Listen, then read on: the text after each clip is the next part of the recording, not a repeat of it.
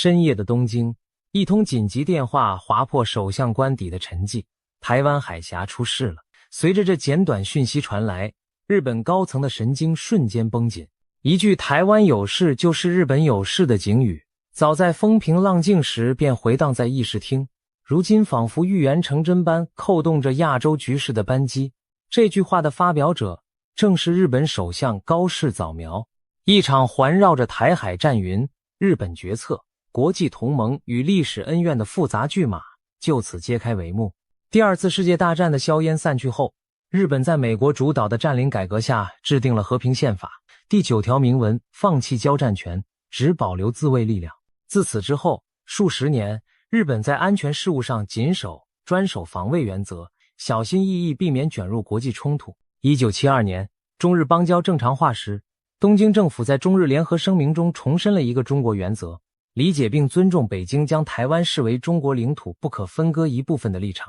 换言之，冷战期间的日本奉行着与北京保持建交，不直接介入台湾问题的方针。台湾问题曾一度远离日本的战略焦点，日本社会也普遍视战争为禁忌。然而，历史的潮流暗自转向，台海局势与日本安全逐渐产生了千丝万缕的联系。1990年代中期，台湾海峡爆发导弹危机，美中紧张对峙让东亚各国震动。这场危机成了日本的警钟，临近的台海一旦失控，日本难以独善其身。1997年，美日修订防卫合作指针，首次将周边事态纳入考量，意在为台海等周边潜在冲突做准备。虽然文件刻意避免直接点名台湾，但各界心知肚明，台海有事已成为联盟默契中的想定场景之一。2005年，美日两国高层更罕见地在联合声明中提到，鼓励和平解决台湾海峡问题。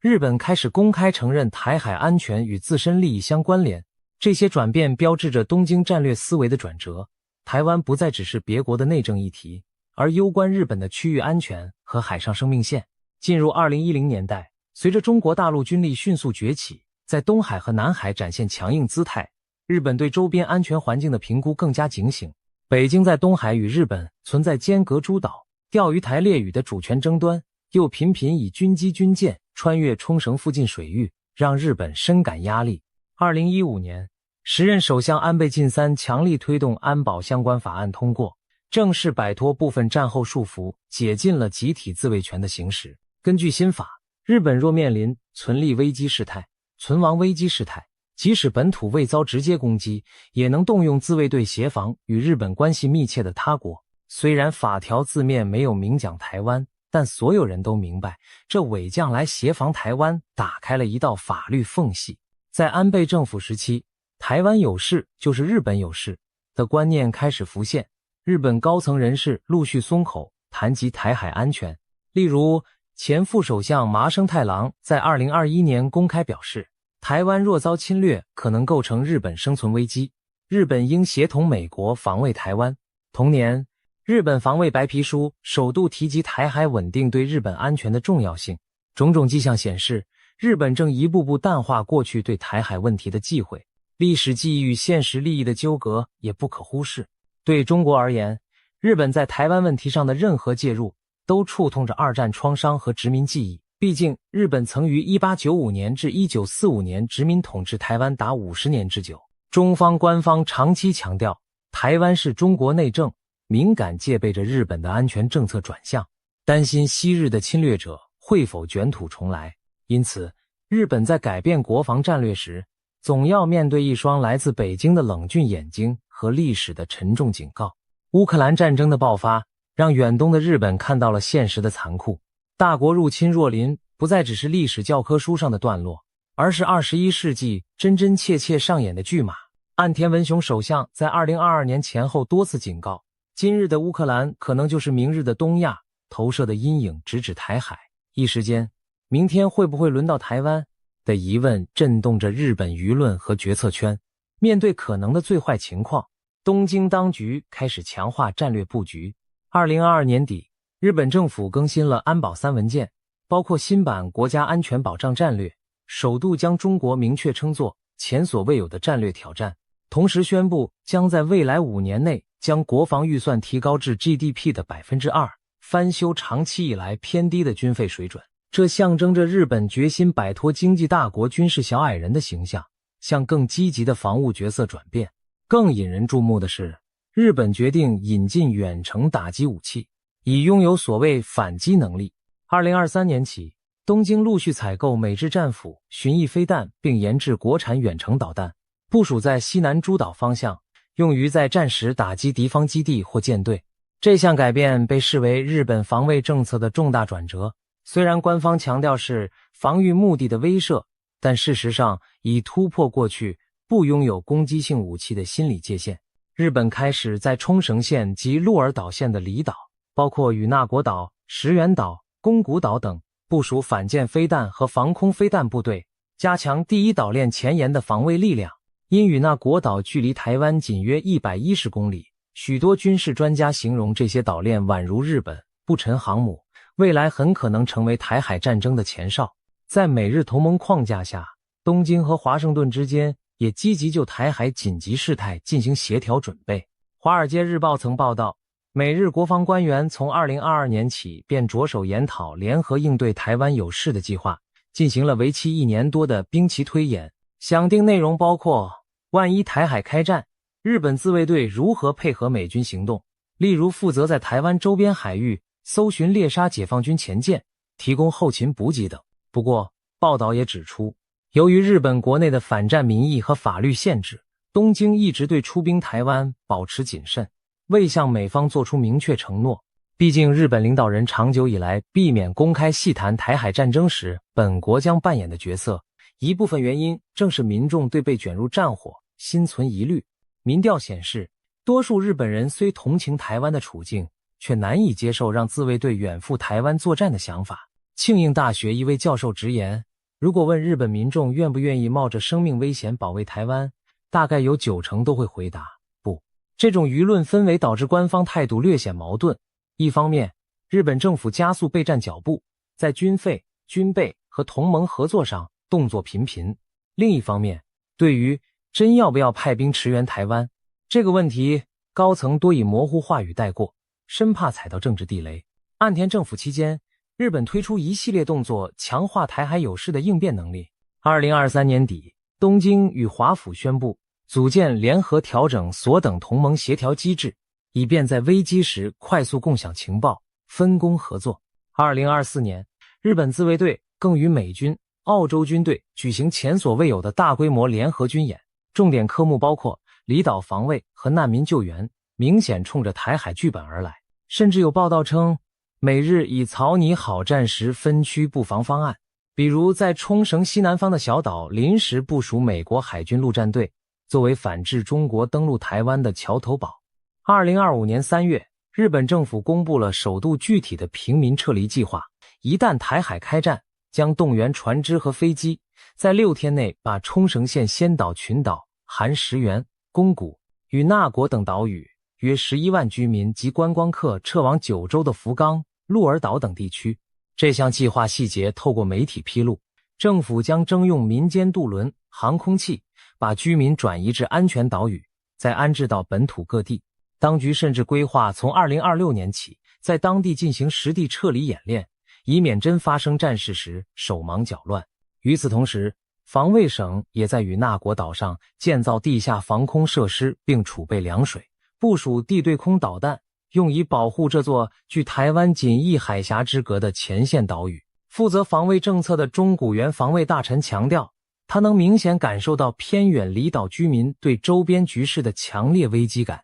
政府需尽一切可能加强这些国境之岛的防御。值得注意的是，日本官方在各种文件中虽未明指中国入侵台湾这2个字，但乌克兰剧本加台海场景的暗示早已不言而喻。这些准备工作的背后，是日本战略界一个重大心态转变。最坏的情况并非不可想象。昔日因讳莫如深而逃避的问题，如今东京不得不正视。如果解放军武力犯台，美军势必卷入，而驻日美军作为第一波增援力量，几乎可以确定从日本领土上出动。根据1960年签署的日美安保条约，美军若要动用驻日基地，需征得日方同意。对日本而言，两难在于，若同意，美军从日本起飞攻击中国目标，日本即沦为中国的报复对象；但若拒绝，等同撕毁同盟信义，任由美军瘫痪，也会使日本自身陷于孤立无援的险境。这仿佛一场没有赢家的赌局，日本深知避无可避，唯有与美国协调出一个最小风险的介入方式。日美间讨论的细节虽属机密，但传闻已涉及补给线、维护、飞弹发射阵地、难民收容等各方面，甚至日本可能提供后勤油料、医疗救护，给予在第一线作战的美军部队等等。正因如此，日本政府小心翼翼地把台海有事纳入国家安保架构的考量中，同时又对内不断强调一切行动皆在宪法与法令范围内，以安抚国内的和平舆论。在这风云诡谲的大环境下，一位被称为女版安倍的政治人物站上日本权力的巅峰，高市早苗。2025年10月，日本爆发政治变局，执政多年的自民党在众议院选举中换帅，高市早苗以强硬的国安主张赢得党总裁选，成为日本史上首位女性首相。高市是前首相安倍晋三生前力挺的保守派接班人，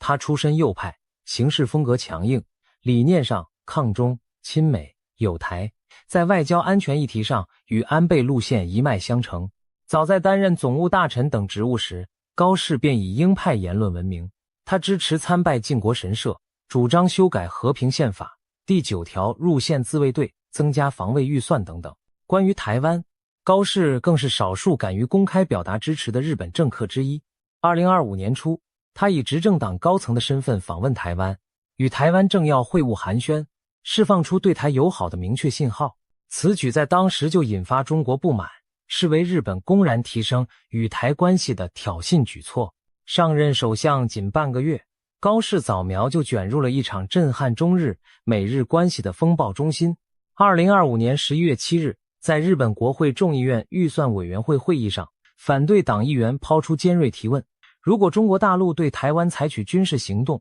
日本政府是否会视为存亡危机事态，从而行使集体自卫权？这原本是日本政坛的禁忌话题，但高市选择迎难而上。他当场答复道：中国若对台湾动武，有可能构成日本的存亡危机事态。这番话几乎等于明确暗示，一旦台海爆发战争并波及日本安全，日本可能动用自卫队武力介入。高市突破性言论一出，国会议场内一片哗然，反对党议员紧追细问其真实意图与政府立场。与此同时，这则消息迅速传遍国际媒体，在亚洲掀起巨浪。北京的反应是迅疾而愤怒的。11月8日，中国驻大阪总领事薛健在社交媒体上发出惊人言论，暗示要斩断某人的肮脏头颅，以正视听。虽然贴文未指名道姓，但明眼人都看得出，他影射的对象正是日本首相高市早苗。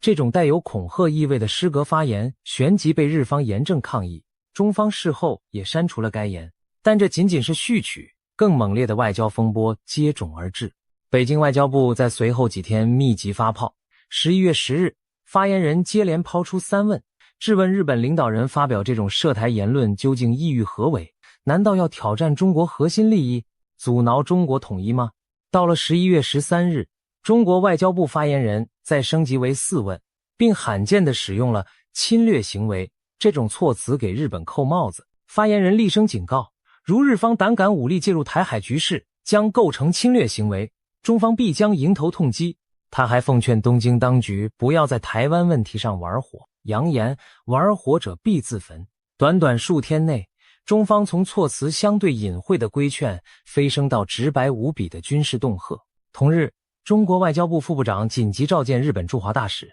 提出严正交涉。人民日报也发表署名评论，绝不容忍高市早苗在台湾问题上的越线挑衅的，痛批高市是二战后首位公然鼓吹台湾有事就是日本有事，并露骨流露武装介入野心的日本领导人，称其用心险恶，后果严重。高市面对铺天盖地的谴责并未退缩，他在事发后第2天明确表示拒绝撤回自己的台湾有事论。在他看来，他只是陈述了一个现实，台海一旦爆发战事，很可能危及日本国家的存亡和安全利益，日本届时有权行使集体自卫权，这完全符合日本政府一贯见解和现行法律框架。高市强调，日本不寻求战端，也不会主动对外发动军事行动，但面对严峻的区域安全挑战，不能天真的袖手旁观。他警告称，若日本选择对台海战争视而不见、袖手旁观，不仅自身安危难保，日美同盟也将陷入瓦解危机。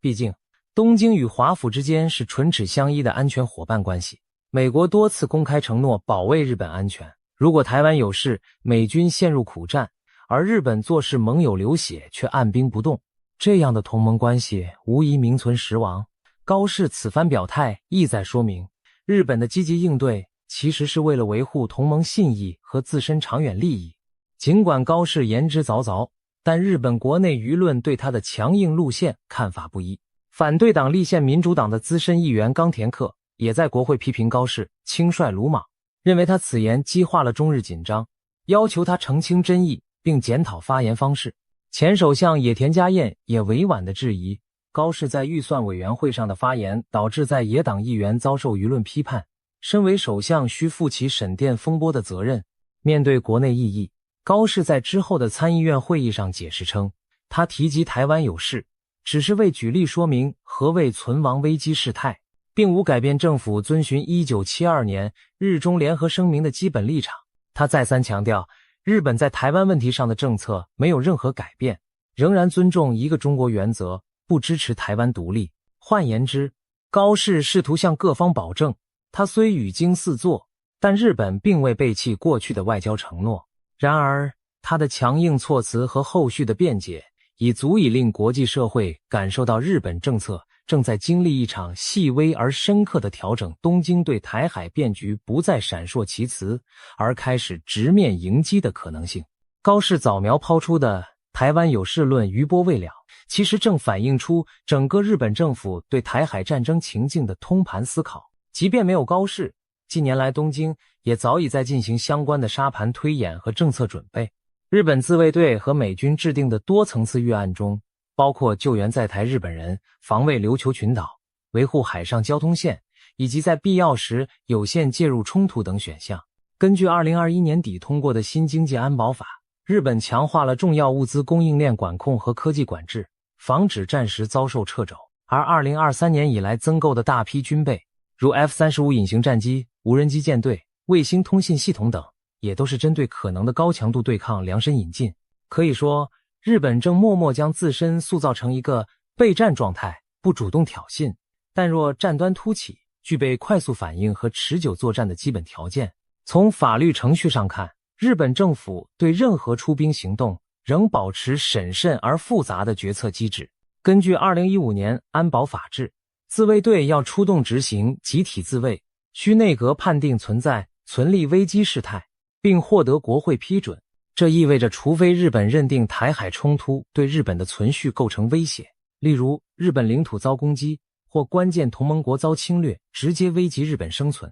否则理论上不能出兵他国作战。日本防卫省和国家安全保障会议一直在研拟各种情况下的因应。若解放军只是在台海对台湾本岛有限打击，而冲突未扩大，日本可能定位为重要影响事态，提供美军后方支援，但不直接参战。但若中国对美军驻冲绳基地发射飞弹，或封锁海域威胁到日本能源补给线，东京就可能宣告进入存立危机事态，依法投入军事行动。这当中的界限如何拿捏，其实相当模糊且充满灰色空间，刻意保留了战略模糊，以吓阻对手。也就是说，日本不会预先明讲什么情况下一定出兵，但也让北京明白，事情若闹大，日本绝不会袖手旁观的意志。值得一提的是，有传言猜测高市早苗在上任后是否曾对自卫队高层或内阁国安官员下达过秘密指示，要求加速准备台海驰援计划。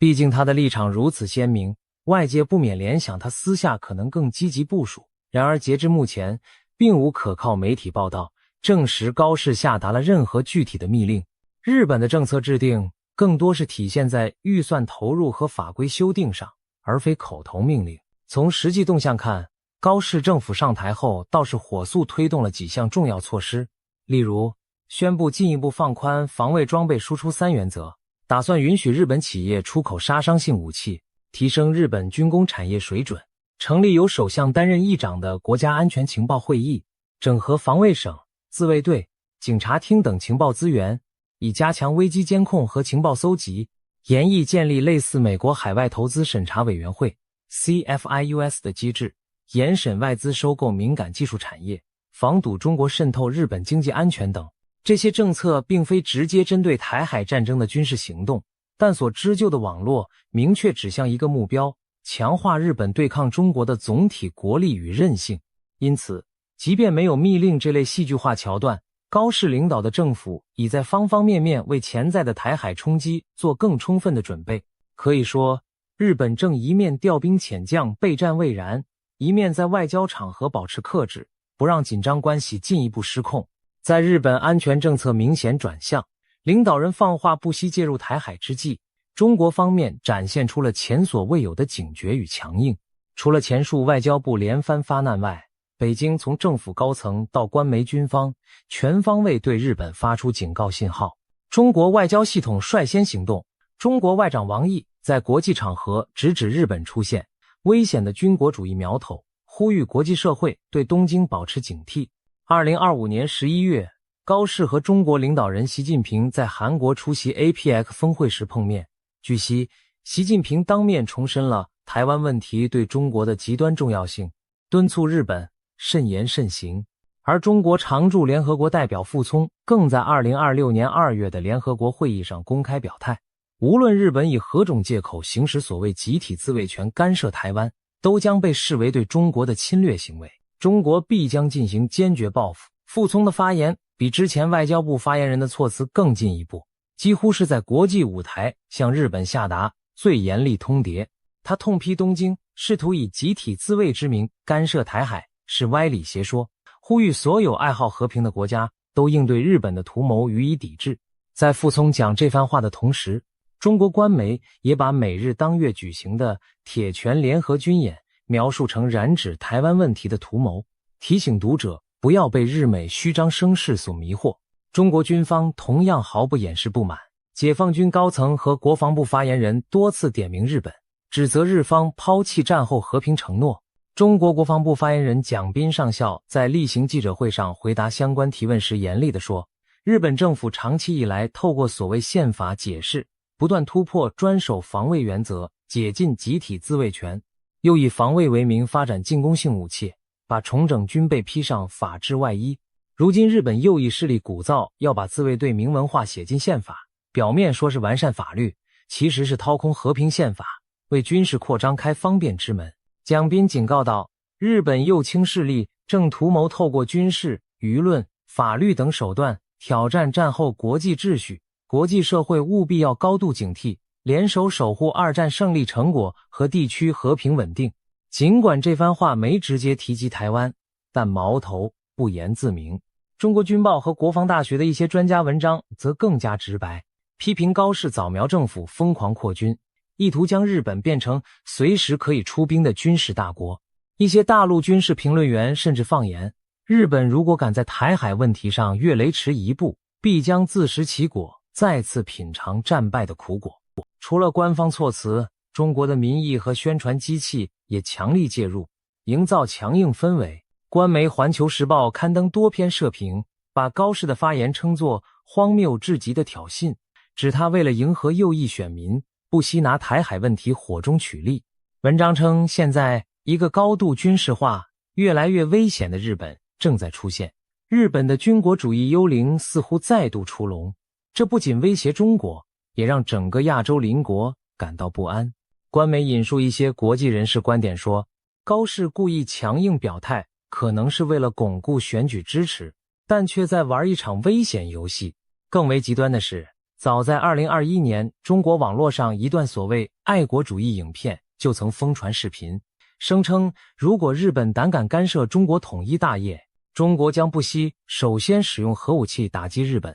直到日本再次宣布无条件投降。虽然这只是网络宣传而非中国官方政策，但其疯狂言辞一度登上国际媒体头条，让外界了解到了中国国内的民族主义情绪有多激昂。如今随着高市执政后中日关系恶化，中国网民中充斥着对日本的仇恨和报复言论，有人翻出侵华战争旧账，斥责日本不思悔改；有人喊出和平东京的极端口号，也有人冷笑预言美国不会真心帮日本，届时日本只有挨打的份。这些声音被中国官媒有选择的转载，引导出一种中国绝不畏战，日本休想侥幸的舆论场域。总体而言，北京已向东京发出了明确而高分贝的信号，台湾问题是中国核心利益中的核心，牵涉统一大业和民族尊严，外国军队的任何干涉都是踩踏中国红线。中国方面不仅搬出历史旧账，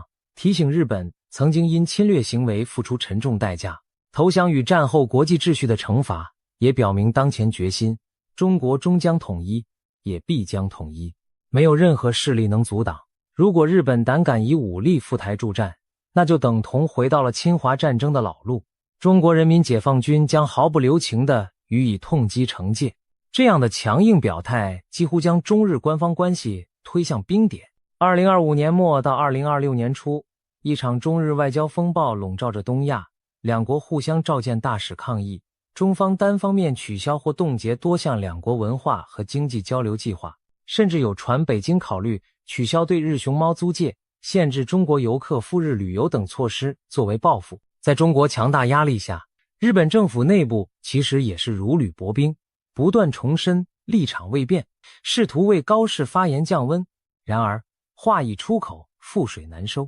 亚洲局势因此进入一段高度紧绷的时刻，国际投资者忧心忡忡，邻国政府也密切注视中日是否会爆发更严重的对抗。当前的台海局势仿佛悬挂在天际的达摩克利斯之剑，任何一方的错判都可能酿成无可挽回的灾难。日本高市政权的出现，无疑让这出地缘政治大戏增添了新的变数。如果真的有那么一天，台湾上空硝烟弥漫，解放军登陆部队逼近台北港口，日本究竟会如何抉择？这是悬在人们心头的一大疑问，也是高市早苗以及历任日本领袖在深夜独自思量时最沉重的课题。有观点认为，一旦台海爆发战争，日本其实别无选择。首先，地缘上台湾与冲绳比邻，倘若战火延烧，琉球一带必定首当其冲。解放军为了阻止美军驰援台湾，很可能对驻日美军基地发射飞弹乃至攻击日本舰船。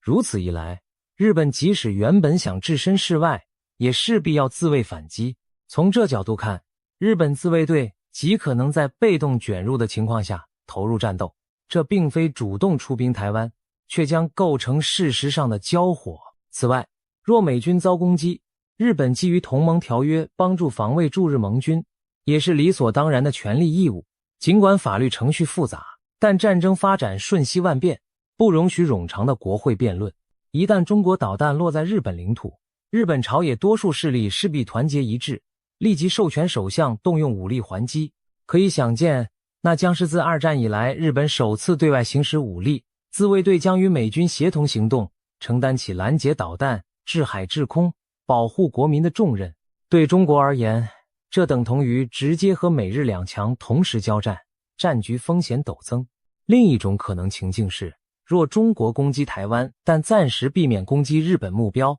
日本是否会主动参战？这将考验东京的决心和胆识。如果美军请求日本协助作战，例如派遣海上自卫队扫雷舰清理台海水雷，派空中加油机支援美国战机等，在存立危机认定的边缘地带，日本政府内部可能出现分歧，强硬派会主张与美国共同进退，以免同盟破裂；谨慎派则会担心日本变成交战当事方，从而遭到中国报复打击。最终决定或取决于几个关键因素：美国态度、压力或保证，中国动作是否明确划界限，台海战况是否久攻不下。假如美军节节败退，仅凭一己之力难以抵挡北京，日本面临的是救盟友还是自保的艰难选择。高市这类领导人倾向于选择前者，他宁可冒险，也不愿让美日同盟崩解，并放任中国统一台湾成功。毕竟，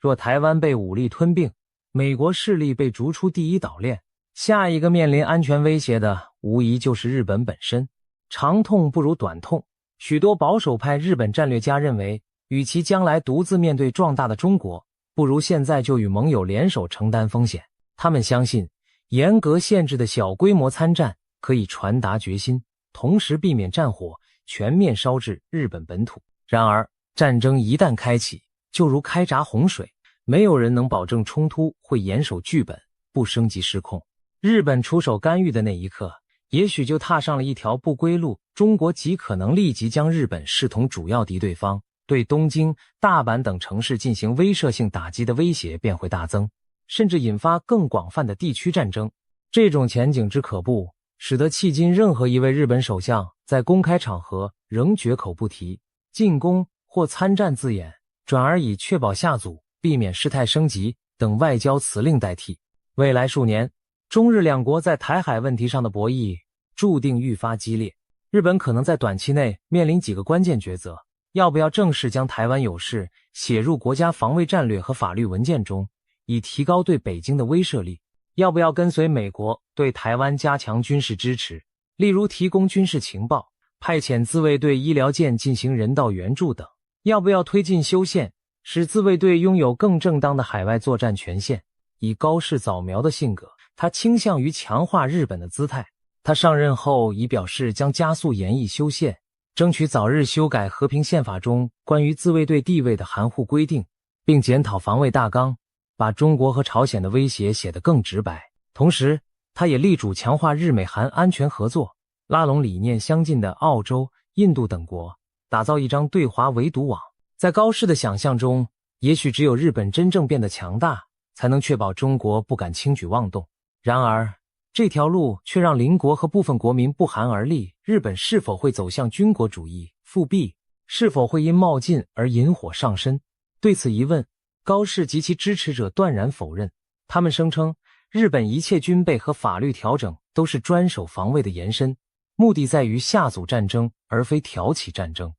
另一方面，我们也不能忽视美国内政变化对局势的影响。如果美国在未来出现一位不那么热衷海外军事承诺的领导人，如先前的川普曾质疑美日安保条约是单方面义务，那么日本可能被迫承担更多区域防务责任。正因担心华府靠不住，日本才更加强调提升自主防卫能力。有日本媒体分析，高市政府积极备战的另一层考量是未雨绸缪，应对美国战略收缩的可能。一旦台海有事时，美方支援不及或意志薄弱，日本也好有独立抵抗的底气。这种前提下，日本更没有退路，只能更快地成为一个能够独当一面的军事力量。只是亚洲邻国对此可能毫不领情，反而警惕日本重新武装。中韩等国近年来在联合国场合多次反对日本成为安理会常任理事国，理由之一就是质疑日本未充分反省军国主义历史。亚洲安全困境因此形成，中国的崛起使日本感到威胁而军备扩张，而日本的扩军又反过来刺激中国提高警戒，加速军力建设，双方互疑互惧，安全两难不断加深。午夜时分，东京湾的海风夹带着微寒，首相官邸灯火通明，高市早苗凝视着办公桌上一幅日本与西太平洋地图，思绪万千。在地图右侧不远处，台湾岛静静地躺在那里，如同攸关命运的棋局焦点。对他而言，台湾有事不仅是地缘安全问题，更是决定日本是否能摆脱战后阴影，挺身捍卫自身利益的试炼场。日本要继续扮演经济巨人、政治侏儒的角色，还是在亚洲风云中毅然站出？要冒险挥剑相助邻人，还是退缩自守孤岛？这些问题就像悬念一样萦绕心头。与此同时，在北京中南海，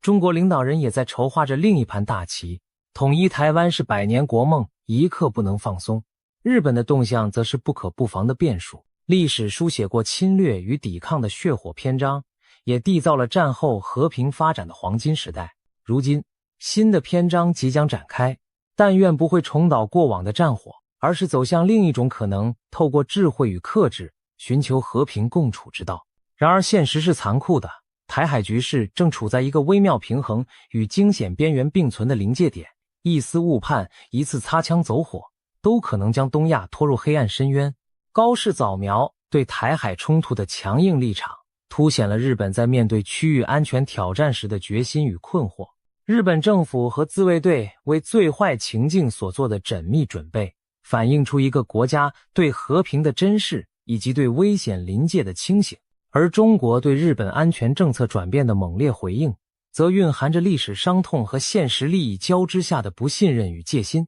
未来的日子里，台湾海峡可能平静无波，也可能惊涛骇浪。风暴来临之前，各方仍有时间审视自己的选择。悬疑尚未落幕，故事仍在继续。我们只能希望，在历史的十字路口，理性最终能战胜狂热，对话终究能压倒对抗。否则，一旦命运之弦被无情的拨响，回荡的将是整个亚太的悲鸣。日本会不会为台湾而战？这个问题的答案注定写在惊心动魄的未来，而现在的我们只能屏息以待。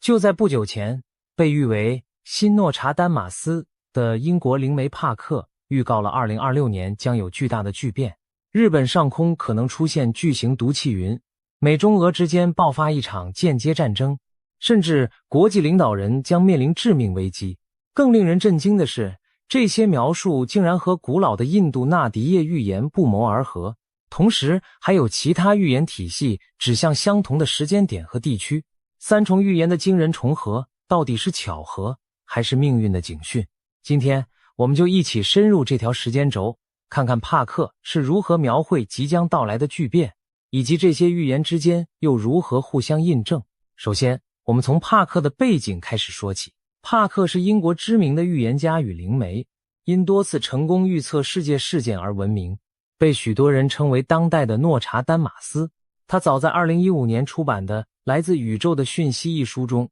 就曾写下过一段惊人的预测：未来某一天将出现一团巨大的有毒气体云，威胁到整个国家，并引发全球性的惊恐。当时这话听起来匪夷所思，什么毒气云竟能覆盖一国，引发全球恐慌？会不会只是比喻某种经济风暴或瘟疫？时间过去将近10年，没有人把这预言当真。然而在最近，帕克再次提到这个毒气云，而且说它极可能在2026年成为现实谱，而且地点就锁定在日本。帕克的最新灵视显示，日本周边海域恐将发生剧烈的海底火山喷发，从海底释放出巨量的有毒气体，形成一团足以覆盖广袤区域的致命毒气云。想象一下，火山不仅喷出岩浆与火山灰，还有无色无味却能夺走生命的有毒气体，如同幽灵一般在海面上扩散。这团毒云将随风飘向东北方向，飘过日本上空，甚至可能波及更远的地方。帕克特别警告，这团毒气云不只威胁日本本土，连俄罗斯、远东甚至阿拉斯加等周边地区都可能受到影响。一国之地笼罩在毒雾之下，人民无法呼吸，交通瘫痪，国际求援讯号四起。稀奇，这画面仿佛末日电影情节。但帕克煞有介事地提出了时间和原因。我们不禁要问，日本真的会面临这样的灾难吗？亦或这只是耸人听闻的灵异幻想？让我们更深入这个预言的细节。帕克并不是随口乱说，他的依据之一来自神秘的印度纳迪叶古老预言。纳迪叶是印度古文明遗留下来的一系列预言手稿，相传由先贤透过灵性洞察刻写在棕榈叶上，详载后世的重要事件。帕克透露，他翻阅了数百年历史的纳迪叶叶片时，竟发现上面记载着一个令他毛骨悚然的词汇——亚玛，音译亚玛。在古老的预言中，亚玛是一处将来灾厄发生的地名。这是什么地方呢？纳迪叶的预言手稿年代久远，当时没有现代国家的名称，但帕克凭借历史知识和直觉推论，认为亚玛指的正是日本古称大和亚玛透。也就是说，在印度古预言里，早已隐约提到了日本将有巨大异象出现，而对照帕克自己的灵视，两者不约而同都指向日本上空出现巨大云团的场景。一个现代灵媒加上一个古文明神谕，跨越时空，异口同声地警告日本将被毒云笼罩。这难道只是巧合吗？不禁让人背脊发凉。更让人细思极恐的是，帕克暗示这场灾难可能不是纯天然的。他提出一个惊人的可能性，毒气云背后也许潜藏着人为引发的阴谋。怎么会有人为的制造火山喷发呢？这听起来像是科幻小说的桥段，然而帕克提醒，我们正处于一个新型战争时代，大国角力不一定用传统的导弹和枪炮，也可能透过操纵自然来达成军事目的。换句话说，一场海底火山爆发，如果有人能推它一把，使其提前或更猛烈的喷发，表面上看是天灾，其实是精心策划的袭击。这就是帕克所说的间接战争的开端，以看似自然的方式对敌国造成毁灭性打击，却不留下开战的罪证。想象那画面，某个清晨，日本人惊恐地发现天空飘来一片诡异云层，没有火光，没有爆炸声，却带来致命毒气。一时间人心大乱，政府紧急疏散，经济活动停摆，全世界屏息关注，而幕后黑手则冷眼旁观这场天谴，丝毫不用负任何国际条约责任。这是一种比核弹还可怕的攻击方式。过去人们传说过气象武器、地震武器，如今帕克的预言正指向这样的阴影。战争可能已经悄悄开打，只是用了大自然当作伪装。如果这是真的，那么2026年的日本将成为一场新型战争的第一战场。可怖的不是看得见的军队，而是看不见的毒云。在这场战争里，中美俄三大强权之间不会直接宣战对轰，取而代之的将是各种暗潮汹涌的间接对抗。帕克用他的灵视和占星知识描绘出2026年国际冲突升温的时间线。在2026年3月中下旬，世界局势将面临一个危险的引爆点。他引用印度占星术的推算指出，3月25日那天，太阳与土星呈现合相。在占星学里，这意味着巨大的压力和冲突能量聚集。帕克预测，从3月15日之后开始的那几周，国际政治可能出现戏剧性的危机事件。届时，某些大帝国的领导人可能会公开威胁，甚至拘禁较小国家的领袖。局势紧张到极点，甚至传出领袖遇刺的惊人消息。这听起来匪夷所思，但帕克提醒，我们已经隐约看到了这种苗头。例如，近年来国际上政变与暗杀的传言不绝于耳，几个大国在地缘冲突中扶植代理人，策动飓风般的政治风暴。在帕克眼中，2026年可能出现一次真刀真枪的高层斩首行动，不是全面开战，而是对个别领袖的精准打击。他甚至点出，中东某个集权国家的最高领导人可能会在这段时间遭到秘密的清除。这个暗示很容易让人联想到伊朗。伊朗的宗教领袖与政权稳坐多年，但近年来民间反抗声浪渐起。如果外部势力伺机而动，不排除真的对伊朗领导层下手。帕克特别强调，他先前对伊朗爆发革命、委内瑞拉政局巨变的预言正在逐一应验，所以对这类事件他有十足的信心。也就是说，在明年春天，我们要留意某个政权的首脑突遭不测的新闻，这可能就是世界引战升温的信号。那么3月危机之后，世界会爆发第3次世界大战吗？帕克的看法是，冲突会升级，但形式将是间接战争，也就是不宣而战，避开全面核冲突，而以局部代理人战争或隐秘袭击的方式进行。帕克指出，其实美国、俄罗斯与中国三方的对峙早就在地平线下酝酿了。他预见中国和俄罗斯将在暗中结成更紧密的军事同盟，联手对抗美国的影响力。这并非空穴来风，现实中近年来中俄走近、联合军演、能源同盟等等迹象显而易见。而帕克预言，在2026年，这种新冷战阵营会变得更加明朗，甚至正式化。美中俄之间不太可能直接宣战开打，但会透过各种代理冲突来较量，比如在第三国战场上一较高下，或是在经济、科技领域互相出招，甚至像前面提到的那样，利用天灾人祸达成战略目的。因此，我们也许不会在新闻上看到某月某日三国正式宣战的头条，但会看到此起彼伏的区域战火和离奇事故。这就是帕克描绘的间接战争图景。表面上世界各强国还维持着脆弱的和平关系，背地里早已刀光剑影，你暗算我，我反击你，只是都披着别的外衣。帕克进一步为我们标示了2026年最危险的一段时期。他提醒到，从4月中到11月中是全球动荡与天灾高发的极度危险周期。这段长达半年的时间里，世界仿佛进入多事之秋，各种动荡事件可能交织出现。我们可以推测，既然帕克说3月有政治冲突引爆点，4月至11月或许就是冲突发展和扩散的阶段，同时自然界也不安宁。特别值得注意的是，8月12日这天，帕克点名这一天是非常凶险的出发点。为什么是8月12日？原来那天恰逢农历新月，而根据占星计算，木星、太阳和月亮将齐聚在巨蟹座，三大天体汇合在代表水与家的巨蟹座，再结合新月引动潮汐与地壳的引力效应，帕克认为这种天象可能对地球产生重大影响。他形容8月12日前后是一个必须高度警惕的时间窗，极端的自然事件可能就在那时候发生。我们不妨联想，会不会就在那个夏末时节，日本海底火山突然剧烈喷发，毒气云随风浮现，或者是哪里出现大地震、大海啸，甚至是一场新的疫情卷土重来。虽然具体细节未知，但帕克的语气让人心头一紧，仿佛2026年盛夏将上演一场天摇地动的大戏。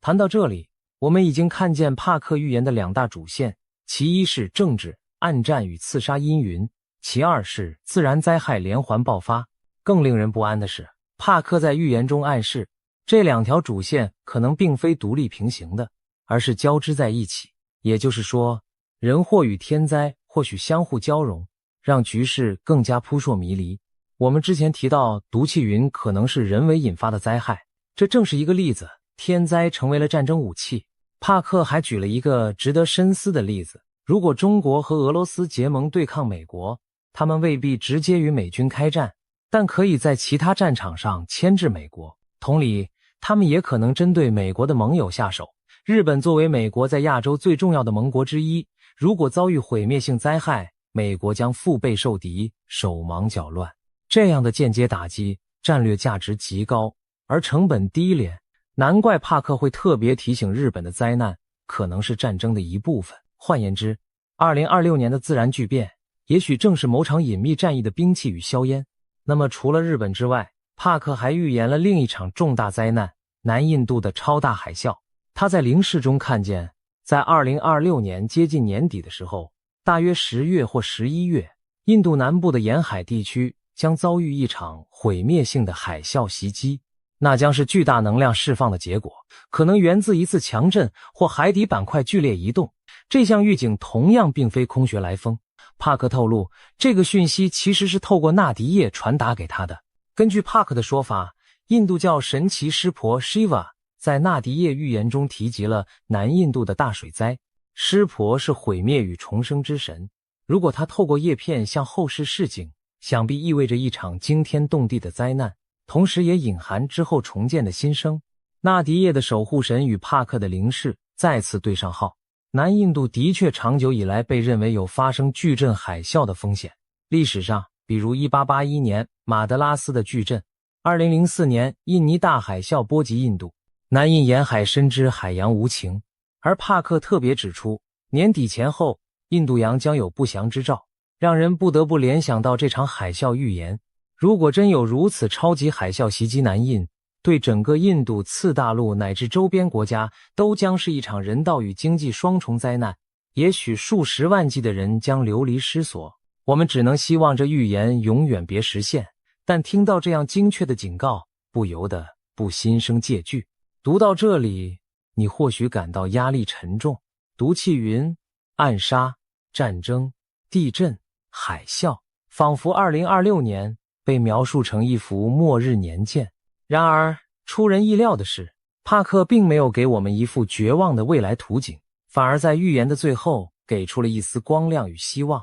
这也是帕克预言的一大特色。讲完灾难后，总会告诉人们劫难并不可怕，因为大灾之后有大生机。他相信这些灾劫其实是人类觉醒的契机。在预言中，他强调，有一种高于政治和自然的灵性能量一直在守护着我们。那些看似毁灭性的事件，其实不是为了终结世界，而是为了引发伟大的觉醒。什么意思呢？帕克解释，人类并非无能为力的受害者，每个人都拥有透过积极的意念、善行和灵性连结来改变未来的力量。如果我们能在面对灾难时保持团结、善良和正向的信念，集体的祈祷与意志可以减轻灾难的威力，甚至化解某些劫数。他甚至用了因果业力的概念，我们的正向意识可以抵消业力带来的负面效果。在帕克看来，人类本质上是光之生命，每个人在精神上都相连。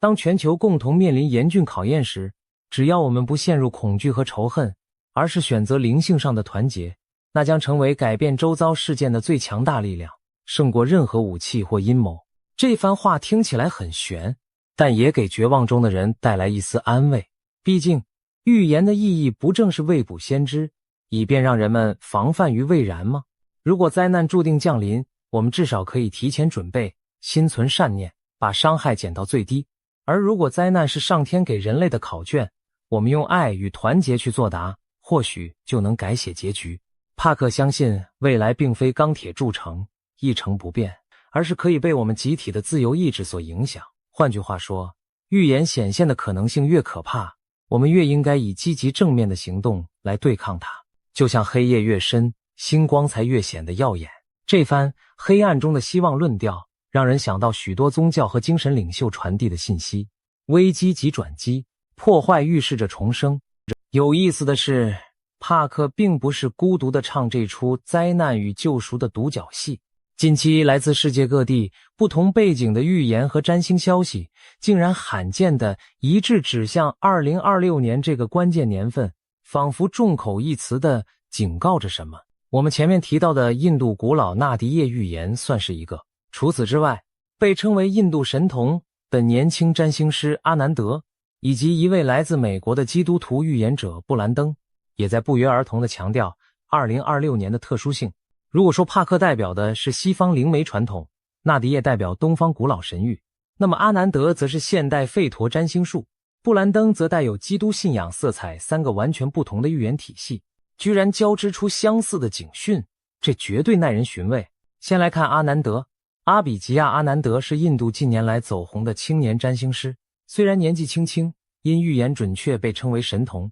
却多次预测国际大事，有惊人命中率。近期他在 YouTube 上发布了对2026年的最新预言，明确指出2026年将是全球400年一遇的重要转捩点。这可不是小事件的级别，而是几个世纪才出现一次的大变局。他特别点明了4个高风险地区：中国、日本、北韩和菲律宾，也就是说，亚洲东部是风暴眼所在。阿南德警告，2026年里的4月、7月和11月是3个需要特别警惕的关键时段，在这些月份里可能发生牵动国际局势的重大事件。他进一步解释，要留意中国西北与东北地区的动荡，这暗示新疆或东北亚局势、菲律宾的地缘安全以及朝鲜半岛可能出现的巨变。如果北韩有什么关键变化，例如政权更替或挑衅行动，那影响恐怕不只局限在朝鲜半岛，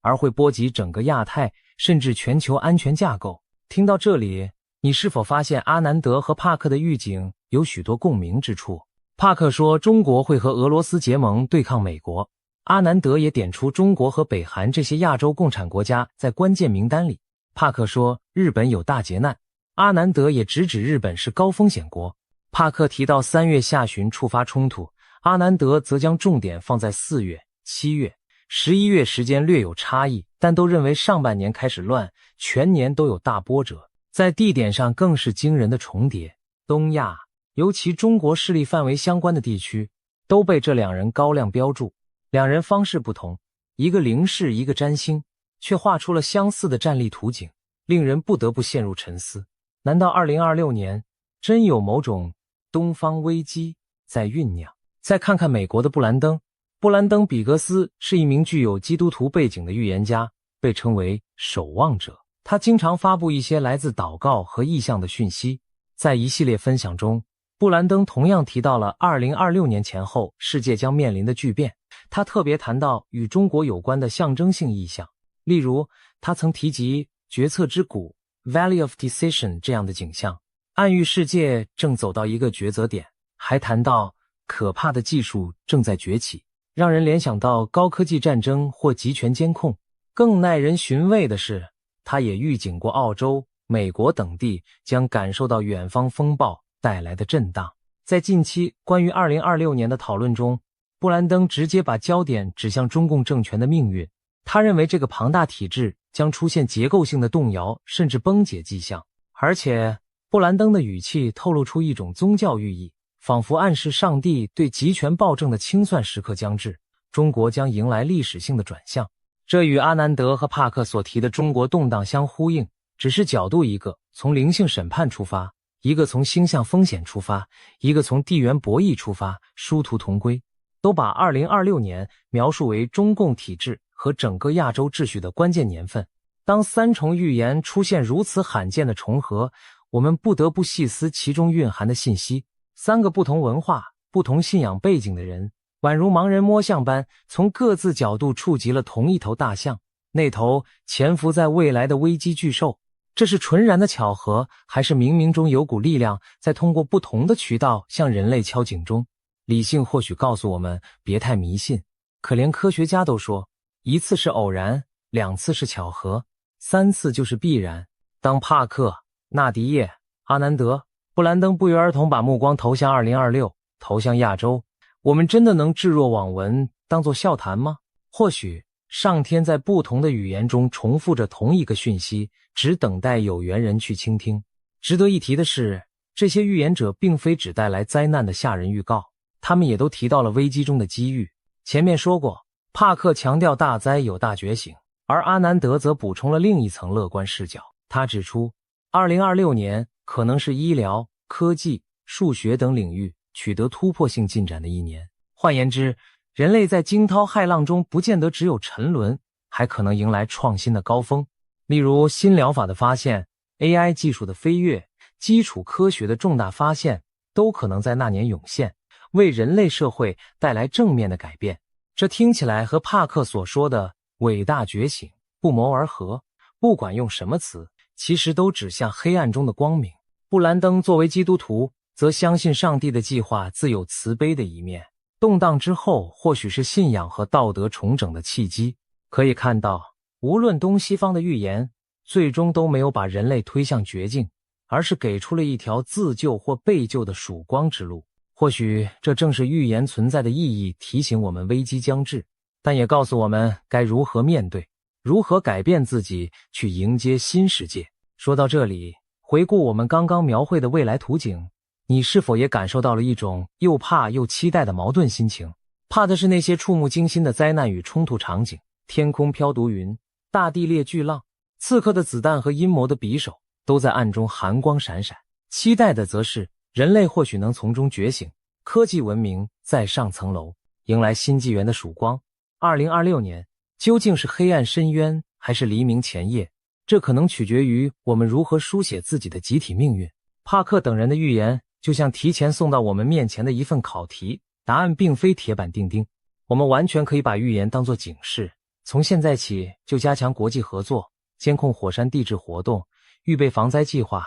甚至推动大国对话，避免冲突升级。同时，每个人也能努力提升自我的心智与灵性，用冷静理性对抗恐惧谣言，用善良团结对抗仇恨分裂。或许很多人不相信预言，他们会说，预言这种东西，信则有，不信则无。的确，历史上预言误判的例子比比皆是，我们不应该盲从迷信。然而，也有一些预言准确的令人头皮发麻，让人怀疑世间是否真有第六感或超自然信息场。帕克过去的成绩单上就有几笔漂亮的记录，他成功预见英国脱欧、公众人物离世、美国动乱等事件，他预告伊朗民众的反抗终将爆发，如今也逐步成真。因此，当他郑重其事地宣称2026有如此多劫难时，我们不能不将信将疑地提高警觉。当然，预言从来不是让人陷入宿命论的工具，恰恰相反，它应该激发我们的能动性。如果真的害怕预言成真，那就从现在开始做些什么来改变它，不是吗？正如帕克所说，人类并非任灾难宰割的羔羊，而是拥有自由意志的光之生命。我们完全可以选择相信更美好的未来，然后付诸行动去创造它。最后，让我们把目光拉回当下，现在离2026年关键时刻不到1年时间，日本富士山脚下依旧风光明媚，东京街头人来人往，人们或许还没听说过什么毒气云的可怕预言。远在欧亚大陆另一端，中东的局势仍在动荡，某些领袖正高坐宝座发号施令，全然不知自己名字是否已被命运写在了暗杀名单上。在华盛顿，在莫斯科，在北京，政客们继续着权力的博弈游戏，表面波澜不惊，暗地机关算尽，而我们这些芸芸众生正和平地度过每一天。有人期待着明年的计划和梦想，有人忙碌于眼前的柴米油盐。如果不是预言家的提醒，谁会料到云端上、星辰间似乎正酝酿着一场全球性的风暴？也许大多数人依然会选择将这些预言当成茶余饭后的谈资，一笑置之。但也许在笑过之后，我们心里会多留个念想，未来1年要不要多长个心眼儿，关注一下火山活动和极端天气预警？要不要留意国际新闻里那些不寻常的蛛丝马迹？万一真的发生什么大事，至少我们不会太惊慌失措。预言的迷人之处就在于此，它让我们对未知的未来产生想象，既有恐惧也有希望。帕克的惊悚预言，辅以纳迪叶和其他先知们的印证，构成了一幅光怪陆离的2026年图景。我们无从确知这图景是否会成为现实，但我们可以从中学到谨慎与勇气。谨慎让我们提前防备可能的风险，勇气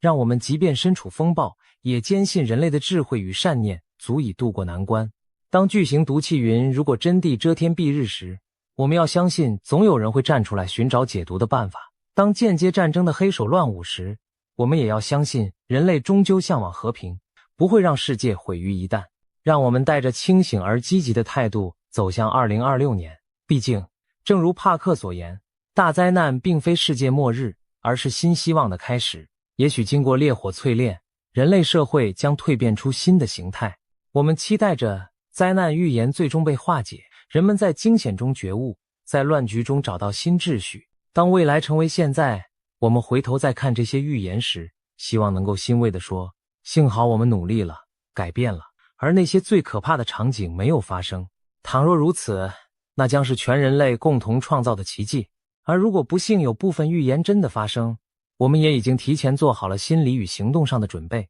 用爱和勇气去迎接挑战。无论如何，2026年的钟声即将敲响，一场可能改写历史的剧码就要开场了。我们每个人其实都是这场剧的参与者与编剧。现在就让我们怀抱希望，又不失警觉地走进未来，用行动去书写属于我们的结局。人类的故事将如何发展，信不信由你，时间终将给出答案。今天我们来聊聊2026年可能发生的那些惊世预言。这些预言来自一位被誉为国际灵媒的女士，名叫朱迪，常年活跃于洛杉矶，拥有通灵和占星背景。她的直觉异常敏锐，累积了25年超自然领域的经验，许多知名人士都是她的客户。近年来，由于一系列惊人的预测成真，朱迪声名大噪。比方说，早在2022年之前，朱迪就预言了俄罗斯会发动战争，结果2022年俄军果然入侵乌克兰，验证了他的先见。朱迪还提前预见了英国女王的离世，当年9月，英女王果然驾崩。此外，他成功预测美国前总统川普将在2024年卷土重来竞选总统。随后川普的确宣布参选，他甚至指出中国最高领导人习近平会在中共20大上顺利连任。这也如期发生。随着一桩桩大事被他言中，朱迪获得了神准通灵师的美誉。如今时针指向即将到来的2026年，朱迪最新发布的一系列预言更是让人瞠目结舌。他认为2026年将是充满巨变和震荡的一年，世界格局可能出现大洗牌。在这份惊人的预言清单中，既有牵动亚太安全的台海局势走向，也有中国领导人习近平的最终命运，还出现了世界大国领袖遭遇暗杀的震撼场景。整个世界秩序可能因此重新排列组合，更有一长串自然灾难和异象将接踵而至。接下来，我们就深入探讨朱迪对2026年的这些主要预言，看看其中隐含了哪些令人不寒而栗又发人深省的讯息。首先，让我们从亚太焦点，也就是台海局势谈起。朱迪在预言中指出，2026年的台湾海峡局势虽然依然紧张，却未必会爆发全面冲突。多年来，台湾海峡一直是国际间最敏感的热点之一。中共军力不断扩张，解放军的战机与军舰频繁在台海周边演习骚扰，时刻测试着台湾的防御底线。事实上，2024年底，台湾将完成新一轮总统大选，民进党候选人赖清德预期将接任总统，而朱迪也曾精准预测了这一结果。新领导人的上任对两岸关系是新的变数，北京可能试图在台湾政权交替之初透过军事高压来下马威，因此2026年初解放军的恫吓行动恐怕更为频繁。然而朱迪的预知画面显示，至少在2026年，台海不会出现大规模战争。中共将在2026年持续加强对台湾周边海空域的巡逻和军事存在，解放军的战机与舰艇甚至会更加频繁地在台湾附近演习，对台湾形成长期高压的态势。但这种咄咄逼人的武力示威最终将点到为止，并未跨越真正开战的红线，让人不禁联想到1996年的台海飞弹危机。当年解放军以飞弹试射恫吓台湾，但在美国2艘航空母舰巡弋介入后，中共适可而止。朱棣的预言似乎暗示2026年的紧张局势将重演类似剧本，中国展示武力但收敛于临界点，美国则以强硬表态维持现状。尤其在朱棣的画面中，美国的动向对局势走向举足轻重。他预见一个特殊的背景，即2026年美国将由川普重新执政，这意味着美国对中国的态度会强硬但务实。川普政府划下清晰红线，不允许北京武力侵犯台湾，甚至传出川普本人可能在2026年4月访问中国，与习近平会面，期间双方达成某种默契或协议，使得北京在川普任内不至于对台动武。朱棣认为，只要美中之间保持一定程度的沟通与交易，北京就会暂时收敛，在台湾问题上避免直接触发与美国的全面冲突。换言之，2026年的台海局势虽然持续紧绷，军事挑衅此起彼伏，但真正大战一触即发的危机将被国际力量所遏制。然而，这种不战不和的局面对台湾而言仍充满压力与挑战。朱棣提到，北京在经济和外交上也会对台湾加大打压力度，比如透过贸易制裁、阻挠台湾参与国际组织等手段来孤立台湾。不过他强调，这些手段对台湾核心产业的影响相当有限，特别是台湾最关键的晶片半导体产业，尽管面临来自大陆的掣肘，预计仍将正常运转，继续在全球科技供应链中扮演不可或缺的角色。换句话说，中国对台湾施加的经济与科技限制无法真正摧毁台湾的产业优势，台湾经济仍将保持韧性。面对高压威胁，台湾民众也展现出坚定不屈的意志。政府积极强化防务部署，争取更多先进武器，同时全社会提高警觉，频繁演练各种防空、防灾措施，以备不时之需。可以说，台湾将在风雨飘摇中锻炼出更强的生存能力，继续在夹缝中坚毅前行。值得注意的是，朱棣在预言台海局势时，还透露了一桩令人匪夷所思的神秘现象。他表示，2026年，人类可能会目睹海洋深处出现一系列诡异的绿色光体，就好似一支潜伏于深海的绿光舰队在暗潮下穿梭。这些绿光物体并非任何常规船只或自然现象，被视为某种不明物体，极可能与外星智慧的活动有关。更惊人的是，他警告这些海底的绿色光点，未来恐会对美国的国家安全构成威胁。试想，在紧张对峙的台海周边海域，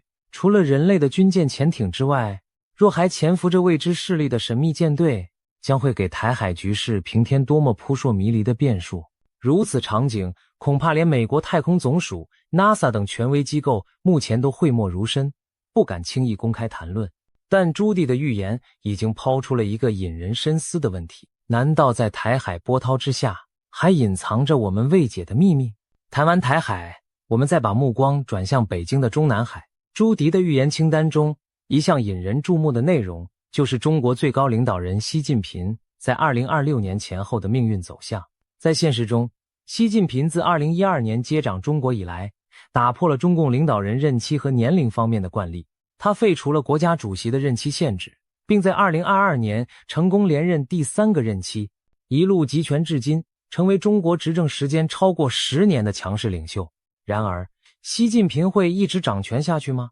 朱棣给出了他的答案。根据预言，习近平可能会在未来2年内逐步退出最高权力的位置。朱棣具体提到，中共第21次党代会将于2027年召开，届时习近平将年满74岁，已经超过党内7上8下的非正式规矩，意指中共高官年逾70岁需退位，这形成了一道隐形的年龄门槛。朱棣预见习近平和另一名中共要员蔡奇很可能会在21大之前选择退居2线或者转换职务，把权杖交给新一代领导人。也就是说，到2026年接近尾声时，习近平的政治生涯或许已进入倒计时阶段。那么谁可能接班呢？预言中浮现了一个名字，就是尹洪。尹洪现任地方大员，曾主政上海市委，被视为习近平信任的中生代之一。在朱棣的远见里，尹洪有望在未来跃升为中共最高领袖的人选之一。此外，一个备受关注的名字也出现在朱棣的预言中，这个名字就是胡海峰。胡海峰是前国家主席胡锦涛之子，目前担任地方官职。朱棣暗示，胡海峰将来有可能获得更高的政治地位，成为中共权力舞台上一支不可忽视的力量。如果这些预言成真，中共内部将上演一场新老权力的交接，延续10多年的习近平时代也将告一段落。要知道，习近平在位期间大力反腐，清洗政敌，修改宪法集权，确立了他在体制内的绝对核心地位，如今却可能因年龄和内斗压力不得不放权。这个转折本身就极具戏剧性。朱棣进一步指出，在通往权力交接的过程中，习近平可能会遭遇健康和内部压力的双重问题。他的预见显示，2026年前后，习近平因中共内部权力斗争和沉重的执政压力，身心状况会出现一些警讯。他今年频繁更换亲信官员，例如近来外长和国防部长接连突然遭免职，引发外界揣测党内暗流涌动。朱棣认为，2026年左右，习近平可能不得不将更多日常工作授权给亲信去处理，他本人出席公开活动和高层会议的频率将降低，更倾向透过书面指示遥控政务。这或许是他在高层博弈加剧情况下的一种折中保全方式，暂时隐身幕后，减少露面，以避免成为矛盾焦点，同时保全自身。事实上，2022年中共20大前后，国内外就曾盛传习近平健康不佳乃至发生政变的谣言，虽被证实是虚惊，但也反映出他处境的敏感。如今朱棣预见的这种高处不胜寒的迹象，更让人感到，哪怕权倾一时的强人，终究也有功成身退的一天。如果朱棣的预言可靠，那么2026年对中国政坛而言将是历史性的一年。一方面是习近平统治篇章的落幕，另一方面是新势力的崛起。试想，习近平这位自21世纪第2个10年以来中国最具权势和影响力的人物，可能在短短2年内慢慢淡出权力核心，这对中国乃至全球政局的意义都将非常深远。届时，北京高层的每一丝动向都将牵动各方神经，谁将接班，政策路线会出现什么变化，中国社会将如何适应后习时代，这些问题目前都笼罩在未知之中。但朱棣的远见至少提供了一种可能，习近平的结局也许不是遭政变推翻或意外身亡，而是随着年岁渐长和党内压力增大而有序淡出，把位子让给继任者。如果这种相对平稳的过渡能够实现，对中国而言或许是一种幸运，意味着权力交替将在体制内完成，而不以剧烈动荡的方式上演。无论如何，2026年的中南海风云注定不会平静，全世界也将密切注视这个东方大国最高领袖的未来走向。除了国家间的博弈和领导人的兴衰沉浮，朱棣的预言中还出现了一幕令人震惊的场景：一位举足轻重的世界大国领袖将在2026年遭遇暗杀袭击。这则预言无疑让人倒抽一口冷气。历史上，刺杀国家元首或政府首脑的事件虽然罕见，但每一起都对国际局势产生巨大冲击。若真有大国领袖在在2026年遇刺，势必震动全球神经。朱棣并未明确指出这位遭暗杀的领袖是谁，也没有透露事件发生的地点和细节。我们不妨大胆推想几种可能。从国际影响力来看，美国、俄罗斯、中国这三个超级大国的领导人，若有一人在此期间遇刺，无疑称得上大领袖级别的震撼。从地缘政治的敏感度来说，俄罗斯总统或美国总统，甚至中国最高领导人，一旦遭遇此劫，都将引发不可预料的后果。例如，如果是俄罗斯总统普京遭到暗杀企图，俄罗斯国内政局可能巨变，乃至影响正在进行或刚结束的战争走向。如果是不久后上任的美国总统遇刺，美国政治体系和社会都将经历滔天巨浪，全球盟友也会陷入恐慌。至于中国领导人如果遭袭，更是几十年未见的巨变，会令世界对中国政局的稳定性产生极大疑问。当然，也不能排除其他地区的重要领袖成为目标，像某欧洲强国的总理或中东地区的君主。无论是哪种情况，朱棣的预言都提醒我们，2026年世界可能面临一起震撼性的政治事件，一个位高权重的领袖人物将命悬一线，生死未卜。试想，当这样的暗杀事件发生时，国际社会会出现何等连锁反应？全球媒体将铺天盖地速报和分析，引发各国市场动荡，人心惶惶。同时，各国政府会进入紧急状态，加强对要员的安保，防止类似事件蔓延。那些与遇袭领袖关系密切的国家或阵营，可能会一时群龙无首，政策出现真空甚至误判。在被暗杀者所在的国内，更可能爆发激烈的政治角力，继任者是谁？有人会否趁机夺权？国家的政策路线会不会急转直下？如果该国本身正处于战争或冲突中，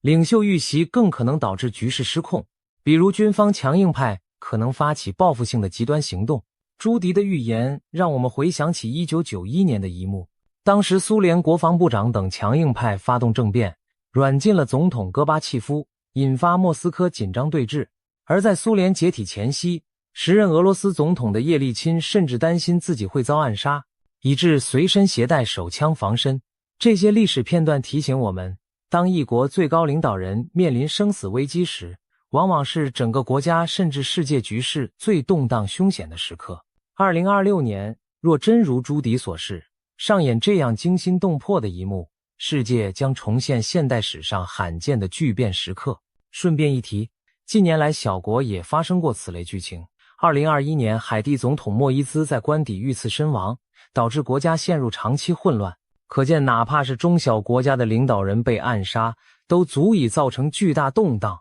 更何况是超级强权的首脑。有人或许认为这预言过于惊悚，不太可能成真，但别忘了，朱棣在此前的预测中曾准确指出2025年会出现对川普总统的人身威胁，而2025年初，川普在一次竞选活动中的确曾遇到安全警报，可见他并非凭空危言耸听。尽管我们无法确知细节，但朱棣的远见等于给世界提了个醒。明年的国际舞台上，不仅会有宏大的地缘政治较量，也可能上演惊险的个人命运戏码。一颗子弹或一场爆炸，就可能改写历史进程。在这充满不确定性的预言背后，人们也许会更深刻地体会到和平与安全的脆弱。哪怕站在权力巅峰的领袖，他的生命也可能瞬息之间受到威胁。2026年，我们或将见证一次现代史罕见的巨变，一位世界强权的领袖命悬一线，其后续影响将如多米诺骨牌般波及全球。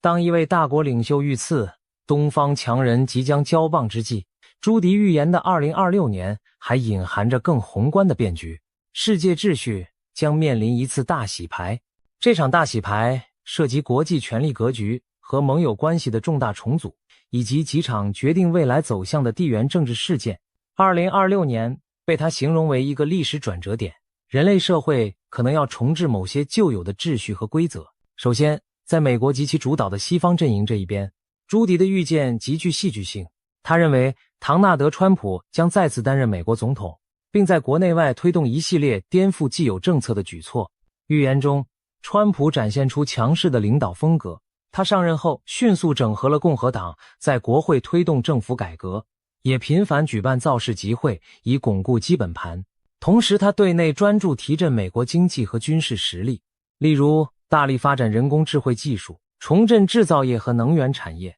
扩张国防开支等，全面提升美国的实力。对外方面，川普则挥舞起他擅长的交易艺术，在全球各地奔走，试图重建美国的全球影响力，扮演交易式外交的仲裁者角色，而不再只是依靠传统盟友架构来维持霸权。尤其值得关注的是，朱棣预期川普在2026年将促成几件关键的国际大事，一是为俄乌战争带来外交解决方案。朱棣预见，美国在川普主导下可能出面斡旋俄罗斯与乌克兰达成某种和解，例如冻结战线、俄军部分撤出占领区等，终结这场拖累欧洲的流血冲突，为自2022年以来的这场战争画下句点。如果成真，这将是欧洲近年最大的转折点之一。战火平息后，乌克兰将加速融入欧洲体系，甚至朝加入欧盟的方向迈进，而俄罗斯也不得不收缩拳头，调整战略。二是中东局势的重大重组。预言提到，以色列总理内塔尼亚胡可能因国内对其交换人质的不满而提前在2026年6月举行选举，但由于缺乏有力的反对派，他预计仍将胜出再任总理。此外，更大的消息是，川普政府可能在背后推动以巴双方走向和谈，给长期动荡的加萨地带带来重建的曙光。如果巴勒斯坦自治政府领导人阿巴斯因年迈卸任，预言称其副手侯赛因·谢赫将暂代领袖，直到举行新选举，这暗示巴勒斯坦政坛也将出现权力过渡。同时，叙利亚由伊朗撑腰的阿萨德政权可能倒台，改变中东的力量版图。美国将强化与土耳其、沙乌地、阿拉伯、卡达、阿联酋等国的联系，以巩固中东的新格局。可以想见，如果美国真能主导结束一场欧洲战争并重塑中东和平，那么其全球领导地位将大为提升，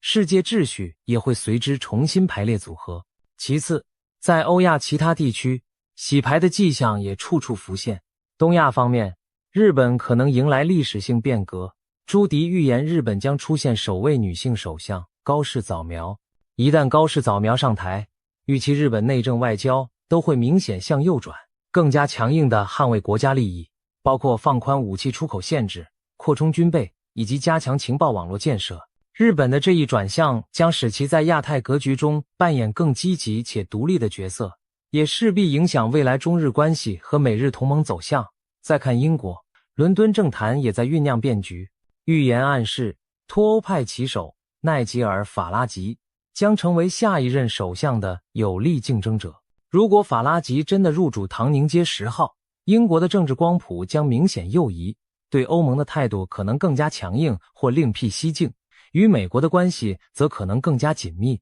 欧洲大陆方面，法国总统马克宏被预言在推动2026年预算时遭遇执政危机，可能被迫解散国会提前选举，为法国政局投下不确定性阴影，也可能动摇外界对欧元区经济的信心。意大利和日本类似，经济增长预测低迷，不足 1%， 显示传统强国在新秩序下面临的压力。相反地，印度正崛起为全球第4大经济体，已超越日本。在安达曼海发现的大型油田将大幅增进其能源自给能力。同时，印度积极发展半导体和人工智慧产业，并透过强有力的政府举措扶植高科技，与美国的双边贸易额节节攀升，预计在2026年达到3000亿美元规模。在新的世界秩序中，印度正成为一支无法忽视的力量，在经济和科技上与中美分庭抗礼。除了超级强国之外，一些区域国家的政局变化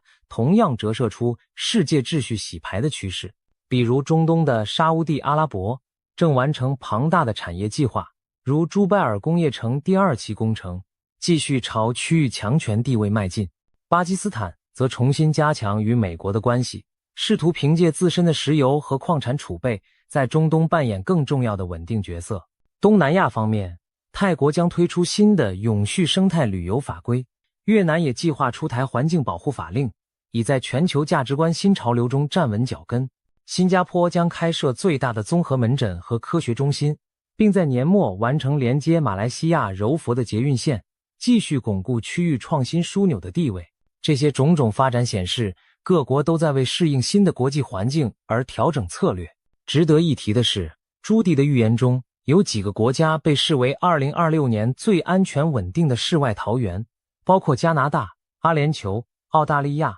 荷兰、瑞士、丹麦、纽西兰以及日本。看来在风云变色的年代里，这些国家将相对保持平静与繁荣，成为动荡世界中的避风港。综合来看，朱迪描绘的2026年世界正走向一个旧平衡被打破而新平衡尚未稳固的阶段。美国试图重新掌舵国际秩序，但方式较以往更灵活实用。中国在领导人交替和内部转型中暂时收敛锋芒。欧洲内部政治经济充满变数，新兴力量如印度等则抓住机遇迅速壮大。同时，一些令人匪夷所思的因素也在浮现，比如前述与外星文明有关的征兆。世界秩序的大洗牌往往意味着动荡与机遇并存。对许多国家而言，这既是挑战，也是重新定位的契机。新的同盟可能形成，旧的对立可能淡化或转移，共识与冲突都将在重组后以新面貌出现。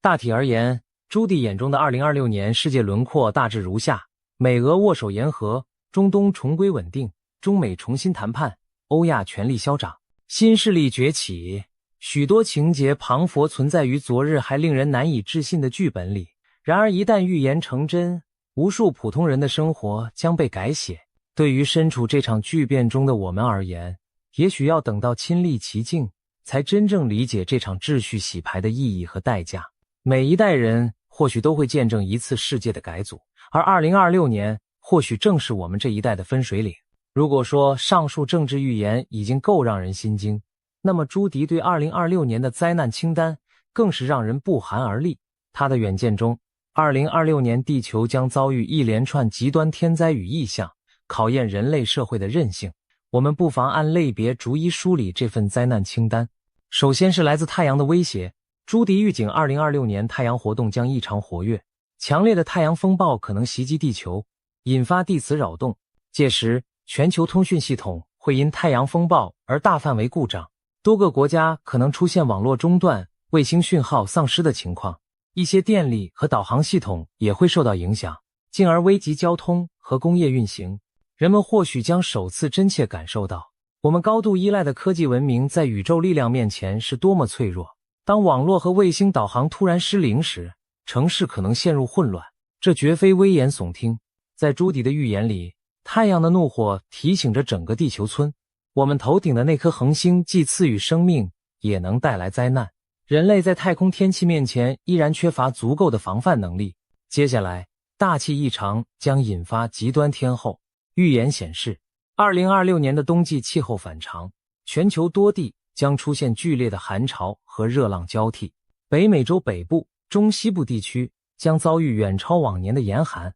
狂风呼啸，大雪封门。一些平日温和的地区也将被寒气笼罩。同时，东亚和欧洲部分区域却可能相对暖或少雪，气候模式大乱。而在夏季，欧洲的西班牙、葡萄牙等国将经历破纪录的热浪炙烤，酷暑引发干旱和野火。意大利则可能持续干旱少雨，农作物欠收。全球气候磅礴，愈发两极化，异常高温和严寒在不同地区此起彼伏。气象混乱的一年将对各国的能源供应、农业生产和民生造成严峻挑战。随着大气动荡，风暴与洪水也接踵而至。朱迪的清单中明确提到，2026年将有毁灭性的热带气旋侵袭亚洲，台湾、菲律宾和中国东南沿海将遭受超强台风的正面攻击，狂风暴雨所到之处，基础设施和城镇建筑将受到严重破坏，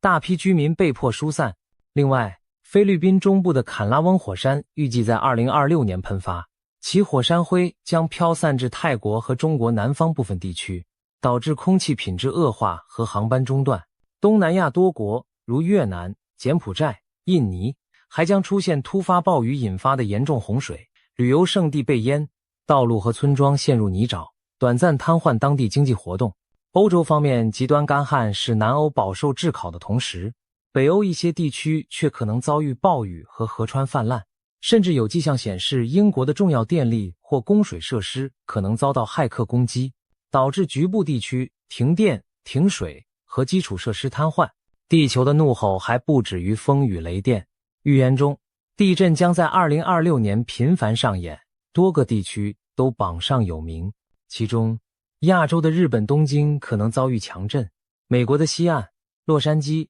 旧金山、西雅图和东岸、纽约都可能感受到 6.0 级以上的剧烈摇晃。太平洋火环带上的阿拉斯加、菲律宾群岛、墨西哥、纽西兰等地也难以幸免。一些城市的高楼会在深夜突然晃动，人们不得不仓皇逃到街头，部分老旧建筑物恐怕会在强震中化为瓦砾。朱棣勾勒出的画面旁佛在提示，2026年将是强震频发的一年，地壳运动仍然潜藏着未知威胁。其中若有一场强震发生在政局脆弱的缅甸，可能动摇该国本就不稳定的局势，诱发新的内乱，甚至波及邻国。朱棣还暗示，缅甸地震后，泰国与柬埔寨交界地区的紧张摩擦可能升温，可见自然灾难还可能诱发人为冲突。与此同时，非洲大地则在炙热的太阳下经受另一种灾难，那就是干旱与饥荒。预言指出，非洲南部多国，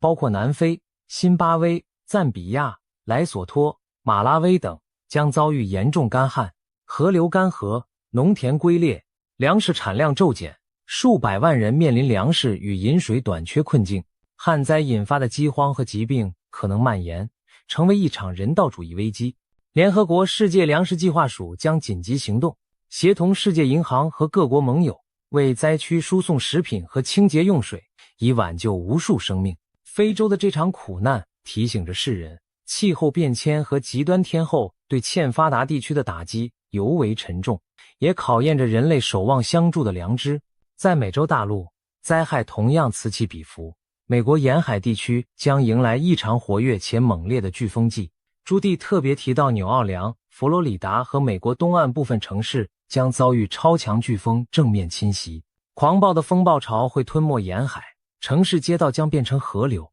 电力通讯中断，大批民众被迫逃离家园。而令人意外的是，一向少受飓风影响的美国西岸加州，今年也可能经历残余飓风或热带风暴带来的强风豪雨。与此同时，加州、加拿大西部、澳洲等地则进入更加严重的野火季。夏秋时节，干燥的植被在闪电或人为因素下被点燃，火蛇吞噬大片森林和社区，浓烟遮天蔽日，空气中弥漫刺鼻的焦味。消防员日以继夜地奋战，但长期干旱令野火一发不可收拾。这些景象几乎成了近年的常态，2026年恐怕也难以幸免。同时，热带气旋和季风雨还将导致全球多地发生洪水泛滥，日本、菲律宾、加勒比海诸国、墨西哥都被预言在洪灾名单上。从亚洲到美洲，无数城镇居民不得不为躲避洪水而举家迁移，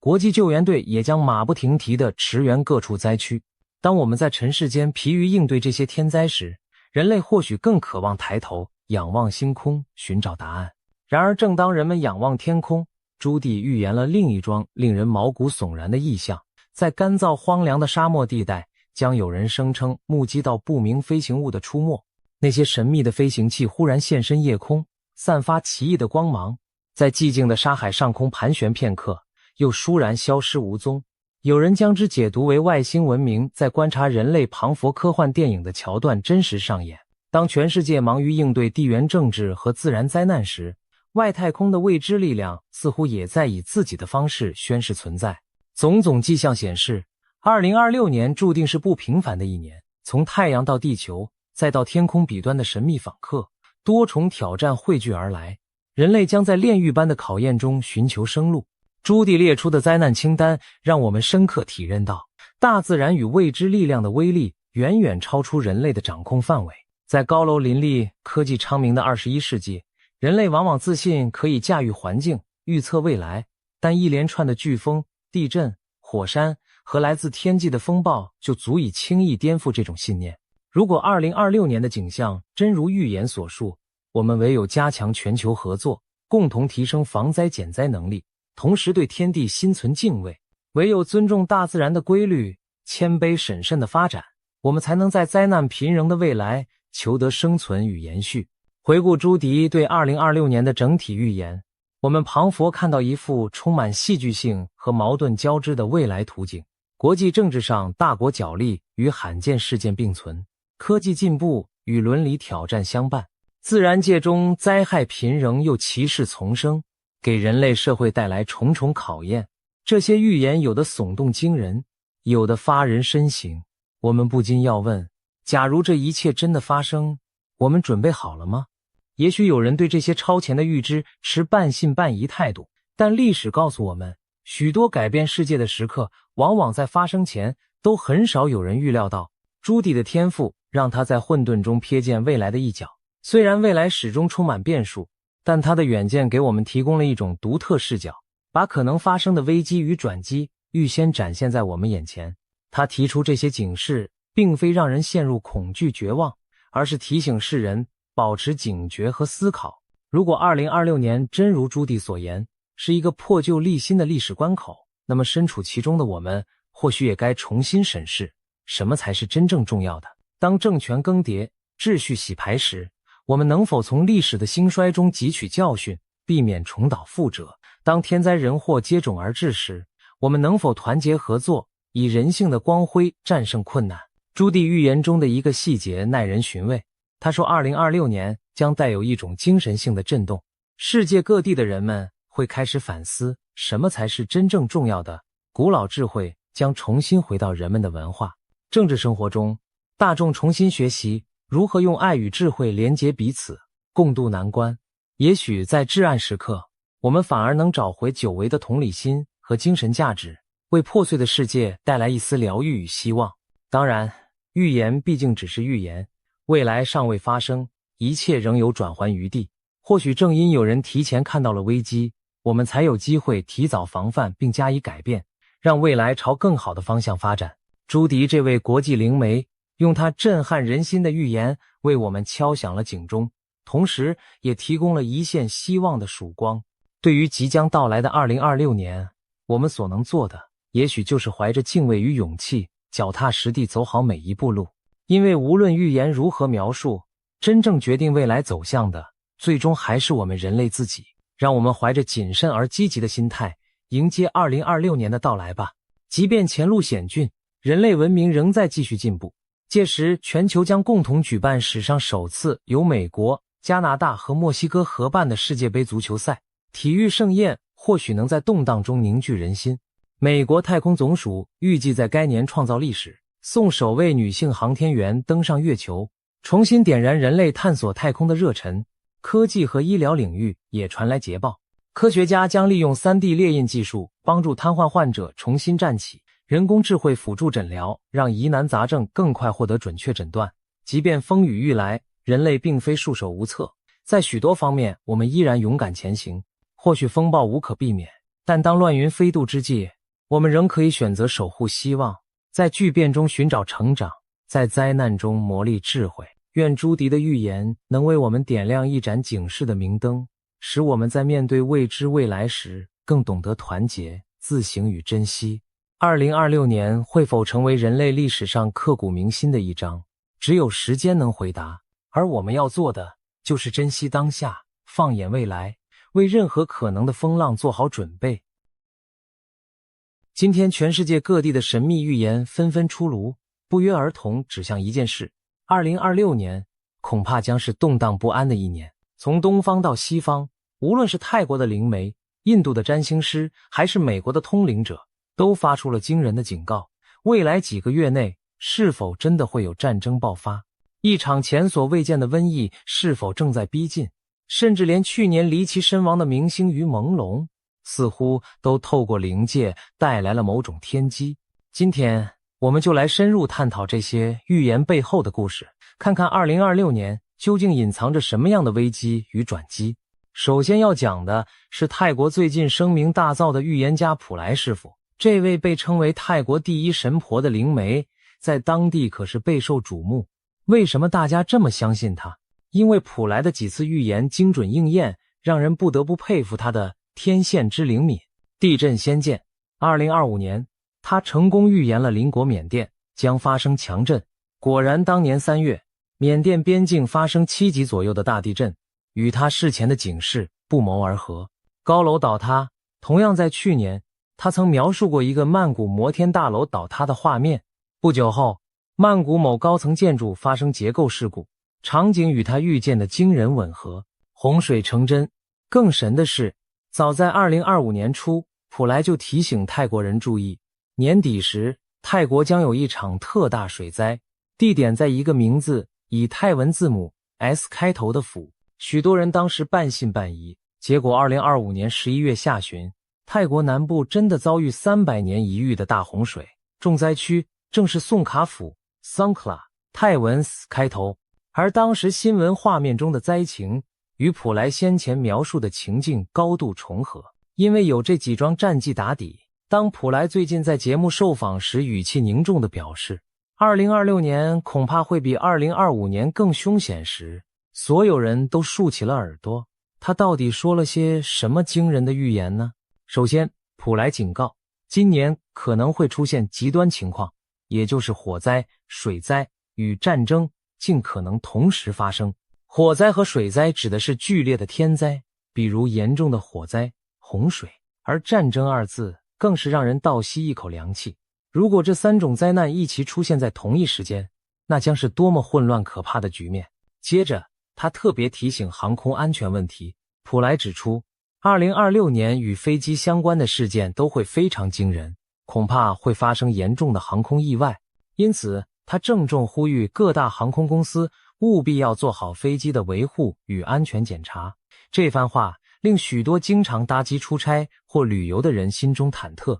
难道今年会有重大空难发生吗？当节目主持人追问他，今年会不会有令人震惊的新闻事件，只见普莱脸色凝重，低沉地回应了一个词：是的。现场空气仿佛瞬间凝结。他随即补充说，他无法确知那惊人事件会发生在何处，只是真心希望它不要发生，还说了一句，希望这只是我的一场梦。短短一句话，透露出他对自己所见画面的恐惧与不安。然而，让人脊背发凉的是，普莱话锋一转，提到了比战争更可怕的东西。他强调，2026年最可怕的并不是战争本身，而是一种从未见过的新东西。什么新东西能比战争还可怕？普莱随即揭晓了答案，一场前所未见的新疾病。是的，在普莱看来，今年可能出现一种全新的传染病。他形容这种病结合了古老病毒的特性和人为实验室改造的成分，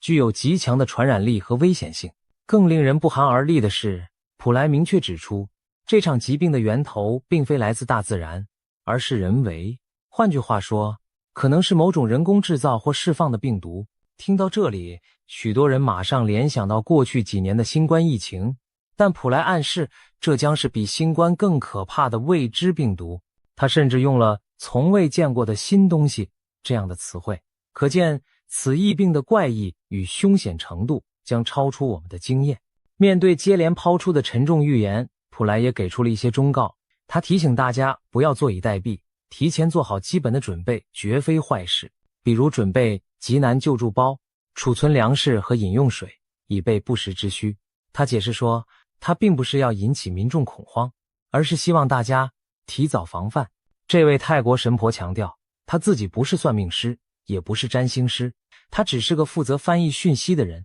将灵界的提醒如实传达给世人。在泰国的传统文化中，有这么一种观念，当不祥之事被提前说出，引起公众警觉后，透过人为的防范与避险，事情未必会按照原本的预言发生。普莱正是抱持着这样的信念，把他从灵界接收到的警示公开，希望人们警醒，从而减轻灾难的冲击。那么，普莱提到的那些令人心惊的预言线索，能不能找出更具体的含义呢？他在受访时还抛出一个谜题，他警告今年上半年千万不要去3个地区旅游，并只给出了3个神秘线索字母 HJT， 不说地名，仅给代号，这可是吊足了大家的胃口。节目一播出，网友们立刻展开了各种猜测。H 代表哪里？有人猜可能是香港 Hong Kong， 也有人联想到夏威夷 Hawaii， 两地名称英文都以 H 开头，而且都是热门旅游地。J 代表哪里？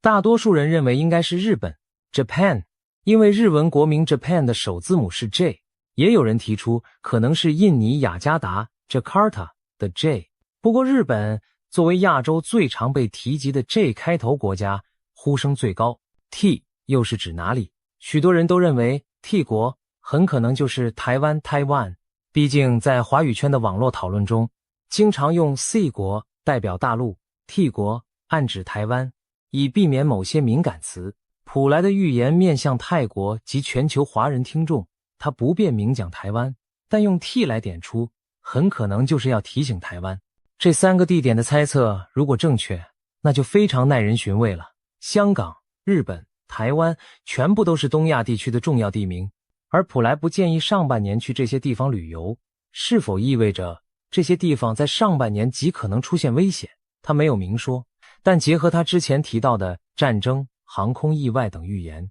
不禁让人联想，会不会正是在亚洲这一带有潜在的军事冲突或灾难风险？尤其台湾是否真的可能在近期卷入战争？其实不只是普莱，放眼全球，近期各路知名预言家都释出了对2026年的警告，而且许多内容出奇的相似，仿佛世界各地不同背景的人都看到了类似的未来图景，这难免让人心惊。难道真有大事将至？连预言者们也不约而同地感应到了。先来看看欧洲的传奇预言家盲眼龙婆巴巴万加。这位已故的保加利亚女性预言家虽然在1996年离世，但她过去留下的预言中已有许多惊人命中，包括苏联解体、911事件等，因此在国际上赫赫有名。如今每当进入新年份，她的预言总会被拿出来对照，而针对2026年，龙婆的预言内容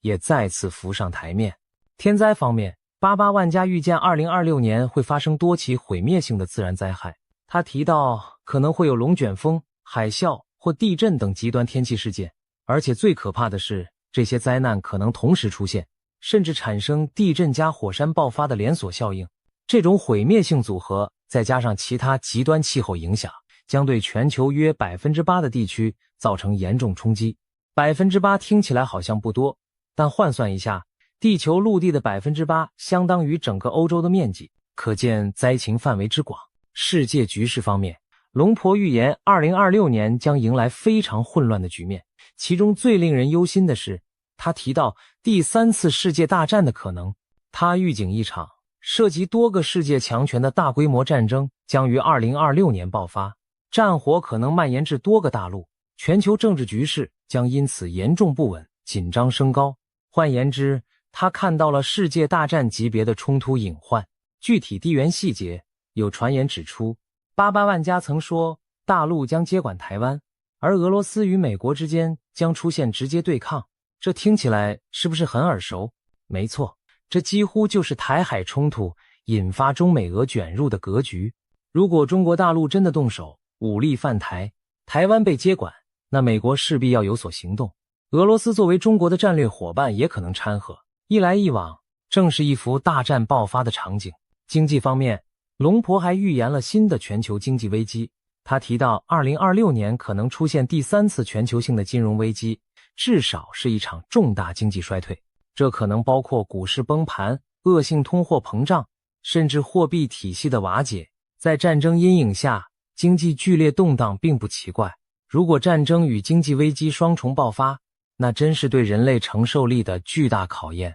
意想不到的事件。此外，巴巴万加居然还提到人类将在2026年与外星智慧生命有首次接触。他相信2026年11月会有一艘巨大的太空船进入地球大气层，人类可能因此与未知文明取得联系。这预言听起来颇为科幻，不过也侧面反映出他眼中的2026简直是灾难与歧视并陈，连外星人都可能登场的多事之秋。龙婆的预言已经很惊悚，但巧合的是，其他预言家给出的讯息和他的某些预测不谋而合。比如法国的著名预言诗人诺查丹马斯，有研究他的学者指出，在对应2026年的诺查丹马斯诗篇中，也隐约描绘出七方势力刀兵相见的画面。世界将有多个阵营陷入残酷厮杀，其中甚至可能包括台湾所处的地缘。因此，有人解读诺查丹马斯的预言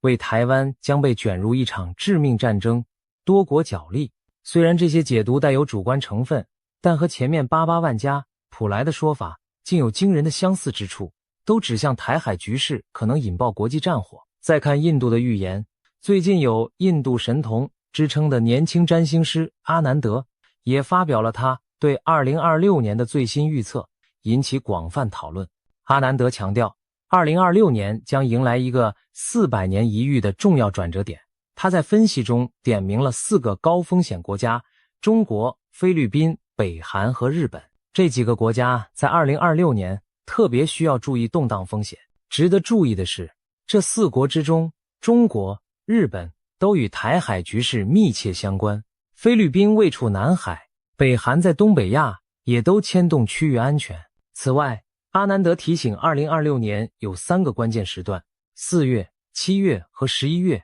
可能是局势特别动荡的阶段。阿南德的预言等于给出了时间坐标：上半年末4月，下半年中7月，下半年末11月。这与普莱的提醒和其他预言家的暗示隐隐形成某种呼应。普莱说上半年要小心，阿南德特别提到4月，而稍后我们将谈到的美国预言则甚至瞄准了一个更精确的时间点。总之，在这些不同文化的预言中，2026年都被描绘成一个暗潮汹涌、危机四伏的年份。无论是天灾还是人祸，大家都在敲响警钟。聊完了东半球的预言，我们再把目光转向西方。美国这边也有一位颇具话题性的通灵预言者，他的预见更直接涉及战争与瘟疫的细节。我们说的是美国弗吉尼亚州的退休警官马蒂·布里登 Marty Breeden。 马蒂的故事很传奇，他原本是一名普通警官，据称在一次濒死经历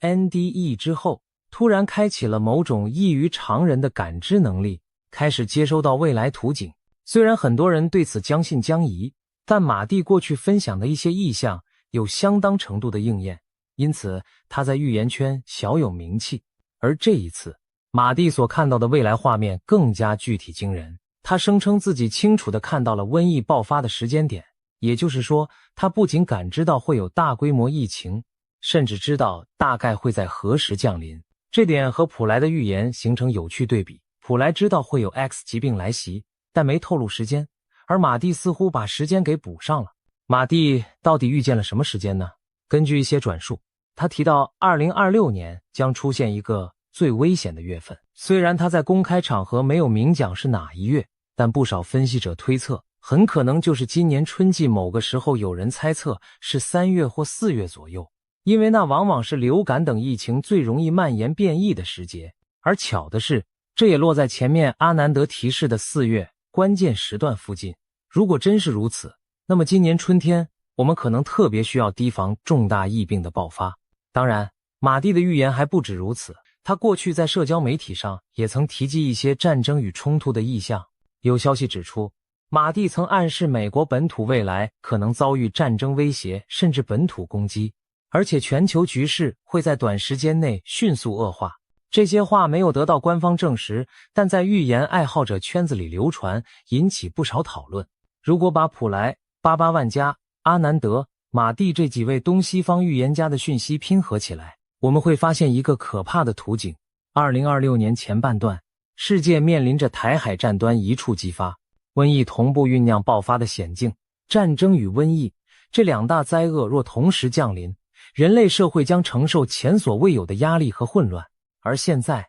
就有迹象显示，这一切并非空穴来风。最直接的迹象就来自目前的中国大陆。进入今年冬季以来，中国多地的流感疫情突然大幅升温，医院里人满为患。根据中共疾控中心自己公布的数据，今年的流感季是近4年来最严重的一次，感染率激增，而且许多患者症状来势汹汹，高烧不退，让人隐约觉得不同寻常。然而，更诡异的现象出现在去年11月底开始的夜空中。有报道指出，从11月下旬起，中国大陆足足有10多个省份的居民发现深夜时分天空中有大量无人机飞行。这些无人机通常在半夜3更出没，没有亮明标识，在城市上空反复盘旋，对着居民区喷洒某种无法确定的液体。这些场景被许多惊疑不安的民众用手机拍了下来，上传到网络上，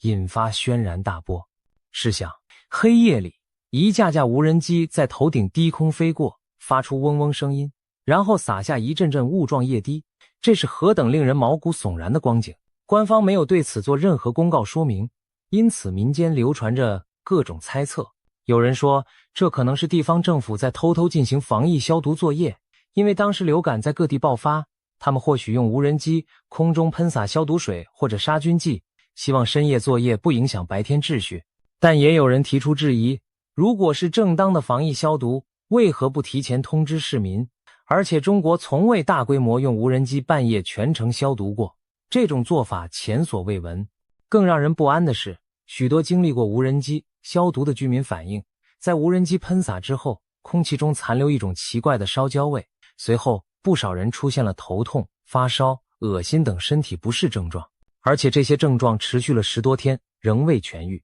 比一般流感还缠人。这些反常情况让大家不得不怀疑，那些深夜无人机到底在撒什么？真的是无害的消毒药剂吗？怎么闻起来焦臭刺鼻，还让人久久生病？谣言很快四起，有网友胆战心惊地猜测，该不会是有人在偷偷投毒吧？甚至有激烈的说法认为，这会不会是某种生化武器试验，或者预先投放病毒的行动？因为无人机涉及面广，不可能是个别恶作剧，一定有统一部署。而官方对民间的种种提问与恐慌保持沉默，既不承认也不否认，这反而加深了人们心中的恐惧和猜疑。事情传得沸沸扬扬之际，连灵异圈的人士也坐不住了。去年12月11日，一位活跃的台湾灵性博主，网名昵称仙女星系的絮语，干脆动用通灵手段来探查此事的真相。他在自己的节目中冥想连结了大天使拉斐尔。在西方传统中，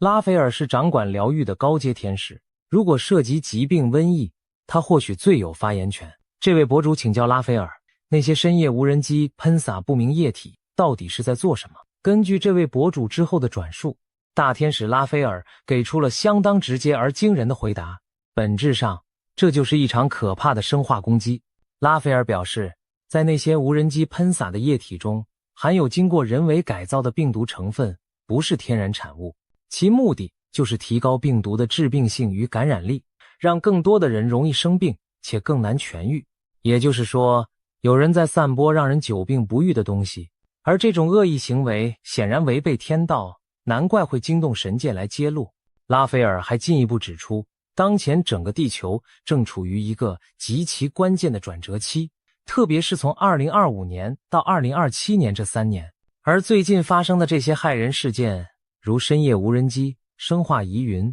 都和中国在此刻所面临的命运转折高度相关。言下之意，中国正在经历一场重大的变局，而瘟疫可能正是这场变局中的一环。天使的这番揭露令人背脊发凉，若其所言属实，那意味着最近中国的怪异疫情并非自然爆发，而是人为刻意策划。有人也许会问，谁会疯到在自己国土上释放病毒，害自己人民？但历史上苦肉计并非没有先例。有阴谋论者认为，或许是某些势力为了转移国内矛盾或创造非常状态，不惜引爆一场疫情来达成政治目的。这种推测听起来骇人听闻，却并非全无根据。至少拉斐尔的灵讯和普莱的预言都划出了同样的重点，一种人为的致命疾病正在酝酿。如此看来，普莱口中的那个从未见过的新东西，很可能就是这场人造瘟疫。而他强调2026年最可怕的不是战争，而是瘟疫。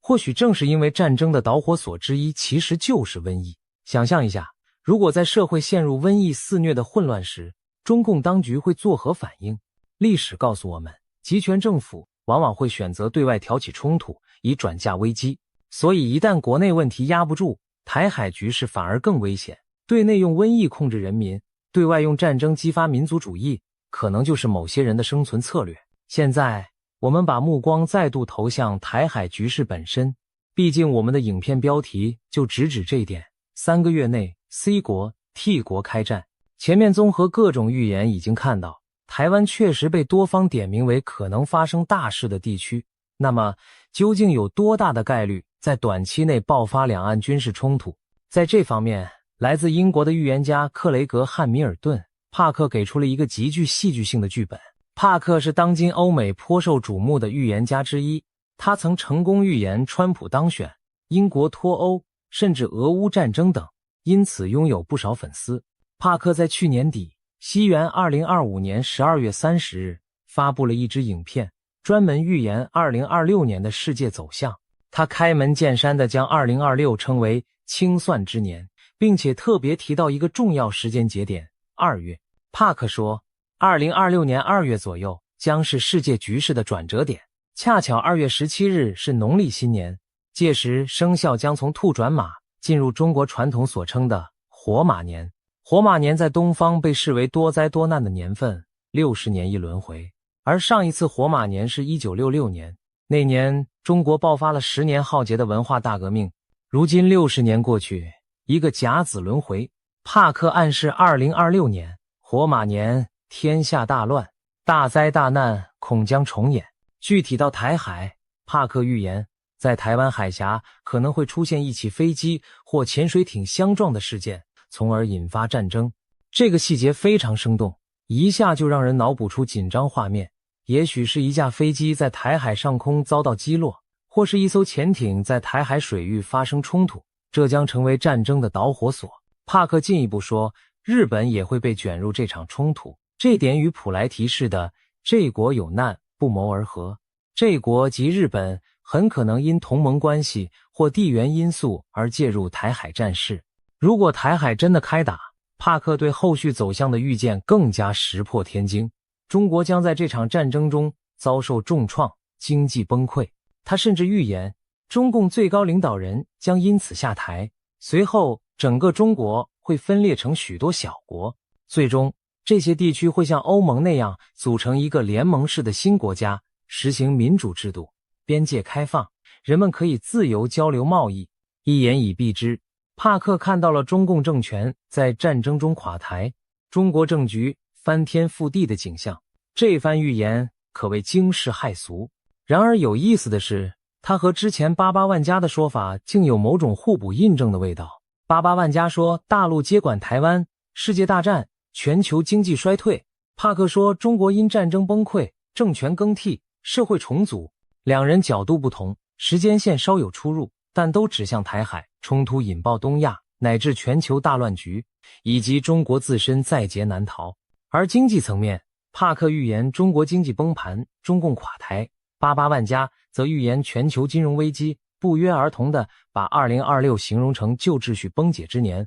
如果真如他们所言，那将是我们这一代人从未见过的大巨变。要知道，中国是当今世界第2大经济体，13亿人口，一旦政局巨变，其影响之深远难以想象。这也让人想到一句中国俗语，不是不报，时候未到。或许多年的因果，诸多隐伏的矛盾，都可能在2026年这个清算之年集中爆发出来。谈到这里，许多人可能心情沉重，甚至有些绝望了。难道未来只剩战争、瘟疫、崩溃与混乱吗？其实，预言中的未来并非全然漆黑一片，有些预言家同样看到了一线光明。就拿帕克本人来说，他的特色之一就是预言灾难，但也预言希望。他在描绘完那些战争与动荡后，特别强调劫难并不可怕，因为大灾之后必有大福。他相信人类将从苦难中觉醒，在巨变后迎来新的繁荣与和平契机。帕克并非唯一持这种观点的人。印度的纳迪叶解读师们，帕克提到他曾去请教的印度预言家，同样一面预见灾祸，一面为世人祈祷，希望透过人类的努力改变未来走向。泰国的普莱也是以提前预警来减轻灾难发生的可能性。这些预言背后其实隐含着一个共同信念，预言的目的不是让人坐以待毙，而是唤醒人们主动去改变命运。在讨论如何清算、旧秩序、揭穿谎言这方面，有一件发生在2025年中国的离奇事件不得不提，那就是于朦胧坠楼案。这起事件既是娱乐圈的谜团，也是坊间公认的黑幕案件。令人意外的是，它也隐隐和预言界产生了联系，甚至被形容为于朦胧从灵界带来的天机。这到底怎么回事呢？先简述事件。于朦胧是一位中国大陆人气男演员、歌手，生于1988年，出道以来形象阳光，事业顺利。岂料2025年9月11日凌晨，于北京出席一场私人聚会后，于朦胧被发现从所住公寓5楼坠落身亡，年仅37岁。消息一出，举国震惊。当天傍晚，他的工作室发布公告证实死讯，并恳请外界给予家人空间。官方对此事的结论是酒后失足意外坠楼。警方声称，经现场调查和尸检，初步排除他杀嫌疑。然而，这种草草定性的处理，非但没平息外界质疑，反而引发更多猜测与不满。一时间，网络上众说纷纭，许多人觉得事情没有那么简单。为何大众不相信这是单纯意外？因为疑点实在太多了。根据坊间流出的零星消息，于朦胧坠亡案牵扯出复杂的人脉与黑幕，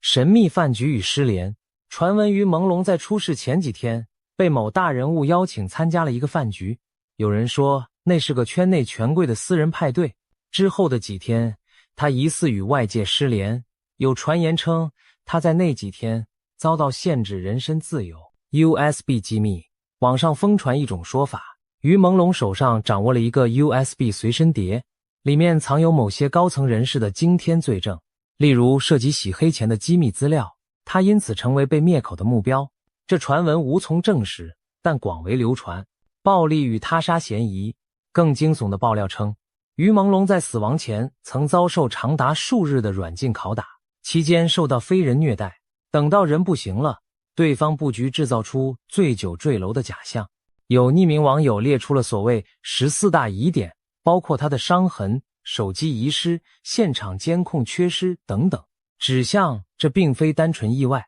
官方冷处理，警方虽迅速结案，但却未公开完整调查报告，对网上讨论也严加管控。不但相关话题被降热度，一些知情人发声后也很快晋升，让人更加怀疑是不是有高层指示压下此案。总之，于朦胧之死在中国成了一个禁忌又扑朔迷离的话题，很多普通人感到悲愤。一个年轻明星就这样不明不白走了，如果真有黑幕，难道就永远没人为他讨回公道吗？然而，正如那句话，天理昭昭，疏而不漏，不少人相信此案终有真相大白的一天。令人意想不到的是，对于朦胧案的真相，预言界也插手进来了。刚才提到的帕克在预言2026是清算之年时，有一条重点，许多谎言将被揭穿，许多真相会曝光。有预言爱好者就联想到，会不会于朦胧案就是其中一桩要被揭穿的惊天谎言。不仅如此，前面我们说到印度最神秘的预言流派纳迪叶，恰好就有纳迪叶解读师声称，他们在古老的预言梵文叶片中看到了于朦胧事件的结局。据说纳迪叶的记载显示，在2026年3月至6月期间，朦胧案的真相将以某种另类方式浮出水面。所谓另类，或许指的不是透过官方调查，而是透过其他意想不到的渠道或爆料。如果这个预言成真，那真是峰回路转，正义昭彰。想象一下，也许会有关键证人突然现身，或是一份影像录音曝光于世，揭开幕后黑手的面目。总之，就是现在被压下去的真相，终究会在2026年上半年大白于天下。这无疑呼应了帕克的清算主题，过去的罪恶将被清算，隐藏的真相将受审判。更巧妙的是，许多人发现朦胧这两个字本意就是模糊不清。于朦胧案如今真相不明，正如它的名字一样朦胧。但如果照预言所说，几个月后真相大白，那岂不是朦胧、模糊，即将告别人间，尘埃落定？这也难怪有预言视频以只剩几个月，朦胧将告别地球，人间大劫倒数为题，暗喻朦胧之物散去的时刻，就是人间大灾结束倒计时的时刻。听起来令人毛骨悚然，却也给人一丝痛快，因为至少冤死者的在天之灵也许可以瞑目，而整个人类社会也将因清算黑暗而迎来新生契机。有人大胆猜测，或许于朦胧的在天之灵也在冥冥中协助这一切。毕竟假如真有灵界，他年轻冤屈的离世，灵魂必然不甘。也许正是他透过某种灵界渠道，把关键的天机讯息传递给了世人，比如通过纳迪叶，或者通过其他通灵者来揭露自己的死因和背后黑幕。这将是于朦胧留给世人的第一条来自灵界的天机，那就是再浓的迷雾也终将散去，真相与正义终将来临。当然，以上关于朦胧案的预言性解读，目前还只是种种推测，最终会如何，还需要时间去验证。我们唯有拭目以待，看看2026年上半年是否真有爆炸性的真相公诸于世。到这里，我们盘点了许多骇人听闻的预言，有关战争的，有关瘟疫的，有关经济崩溃的，甚至还有黑幕揭露与外星接触等等。难怪有人会感叹，2026年简直像末日小说般可怕。那么，对于普通人来说，我们该如何面对这些预言？是陷入恐慌，还是嗤之以鼻，一笑置之？首先需要强调的是，预言并非铁板钉钉的命运宣判。正如普莱等人所说，预言的意义在于让我们提前知道可能性，从而有机会改变未来。既然灵界好心送来了这些预警讯号，我们不妨将信将疑，留个心眼，但也不必惊慌失措，自乱阵脚。对于可能的灾难，我们可以做哪些务实的准备呢？居安思危，备而不用。就像普莱建议的，准备一些紧急物资总是好的，家中备一个紧急医药包、手电筒、收音机、瓶装水和干粮等，以防万一。这在任何灾害中都用得上，哪怕最后平安无事，这点准备也不算浪费。关注国际局势，如果台海局势持续紧张，旅行计划就要审慎评估，尤其避免去可能的热点地区。如果真的出现突发情势，保持冷静，遵从官方疏散指示，对谣言要有判断，不轻信煽动，照顾好自己和家人。瘟疫方面，除了物质准备，更要注意卫生习惯和身体健康，提高免疫力，多运动，备好常用药品。当流行病有苗头时，该戴口罩就戴口罩，该减少聚集就主动配合。经过新冠疫情的洗礼，我们对这些已不陌生。财务应对，面对可能的经济动荡，个人也可提早做好打算，例如避免过度负债，适当储蓄一些应急资金，不把鸡蛋放在一个篮子里等等，以免金融风暴来时手足无措。心态上也非常重要，既不可掉以轻心，也不必过度恐惧。历史上关于末日的预言层出不穷，但人类都挺过来了。许多时候，正是因为人们提前警觉，采取了行动，才避免了最坏的情况发生。就拿冷战时期来说，不也是充满世界末日核战的预言吗？但最终大家保持克制，世界没有毁灭。我们可以将这些预言视为对未来的警示，而非绝对的宿命。回到2026年的图景，或许接下来的日子，新闻里会充斥越来越多紧张的消息，这边战机擦枪走火，那边疫情卷土重来。但我们要记得，越是乱世，越要保持理性与善良，不造谣，不信谣，不被仇恨煽动，在保护好自己的同时，也帮助周围需要帮助的人。因为最终能度过劫难的，往往是那些冷静、团结而有爱心的人类群体。让我们也怀抱一点希望，就像帕克说的，大灾之后有大福。或许2026年的种种劫难，正是人类觉醒和转变的契机。黑暗过后是黎明，否极泰来，这些道理自古皆然。如果我们能挺过这几年的风雨，也许等来的将是更清明的世界局势，也许战争的阴霾散去，国与国找到新的和平共处方式，也许瘟疫让我们研发出更先进的医疗科技，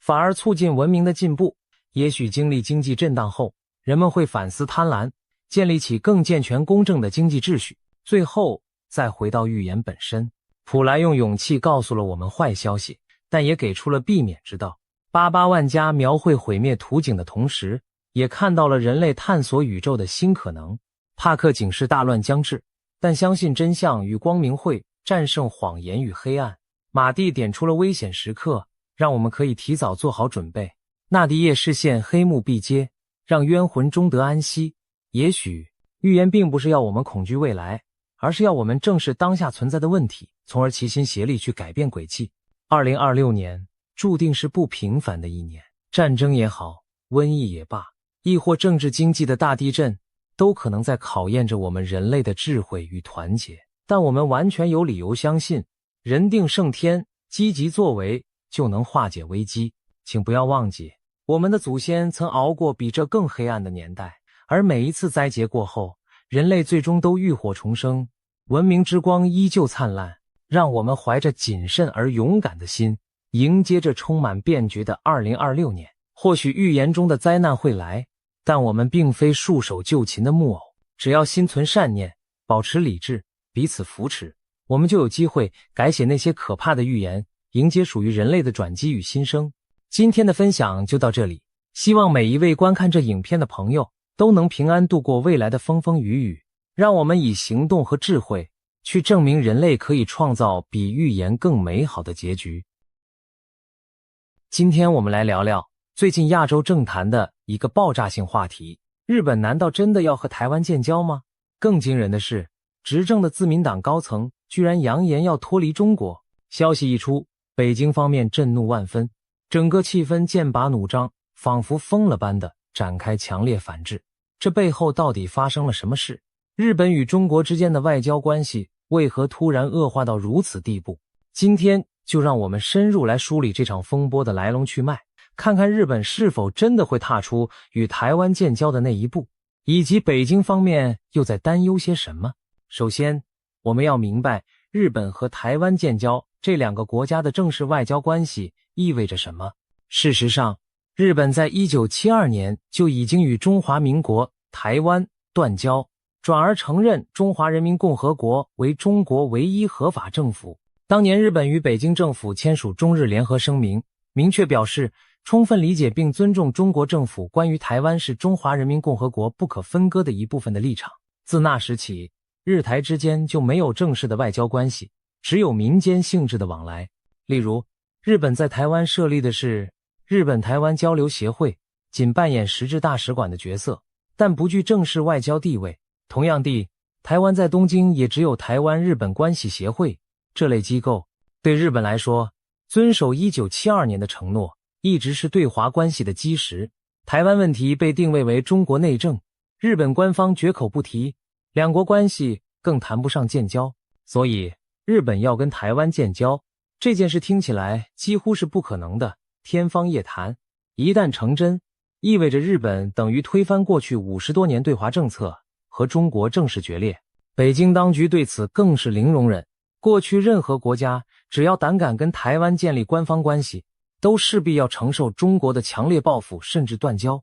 那么，日本为何近期会传出如此惊人的风声呢？事情的转折点就出现在日本政坛风向和区域局势的渐变。过去几年里，东亚局势因为中国崛起与台海紧张而出现重大变化。中国大陆在经济和军事上日益强大，同时对台湾展现出更强硬的统一意志，甚至不排除动武。日本作为东亚的重要国家，也开始重新评估自身安全，特别是近10年来，日本国内对中国的警惕大幅提升，而对台湾的友好感情也在增加。一方面，中国在东海不断派遣军机军舰在日本附近活动，钓鱼台列屿，日本称尖阁诸岛，主权争议让日中关系持续紧绷。另一方面，台湾作为民主伙伴，在2011年东日本大震灾等危机时对日本慷慨援助，加深了日本民众的好感。许多日本人开始认为，在价值观上台湾更接近日本，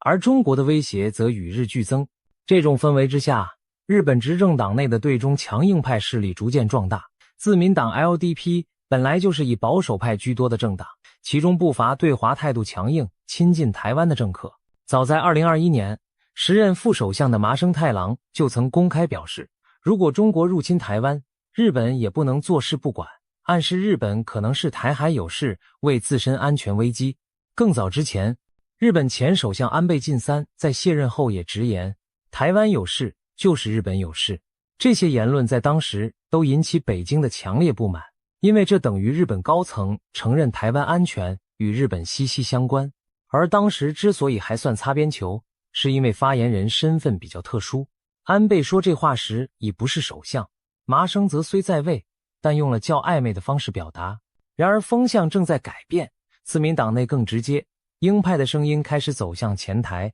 甚至掌握了最高权力。关键人物就是高市早苗。高市早苗是自民党内著名的右翼保守派，他被称作女版安倍，理念上继承了安倍晋三的路线，对中国强硬，对台湾友好。今年10月，高市早苗在自民党总裁选举中胜出，成为日本第一位女首相。她的上台标志着日本政府政策重心的明显右移。高市上任后展现出与以往不同的态度，她公开强调对台湾的支持，并且毫不掩饰对中共政权的不信任。上任才1个月，高市就以行动证明了他的亲台立场。2025年4月，还是自民党政调会长的他，就曾访问台湾，与台湾总统赖清德会面。成为首相后，他更在外交场合主动接触台湾代表人物。例如，就在10月底韩国庆州举行的 APEC 峰会期间，高市早苗除了与中国国家主席习近平短暂交谈外，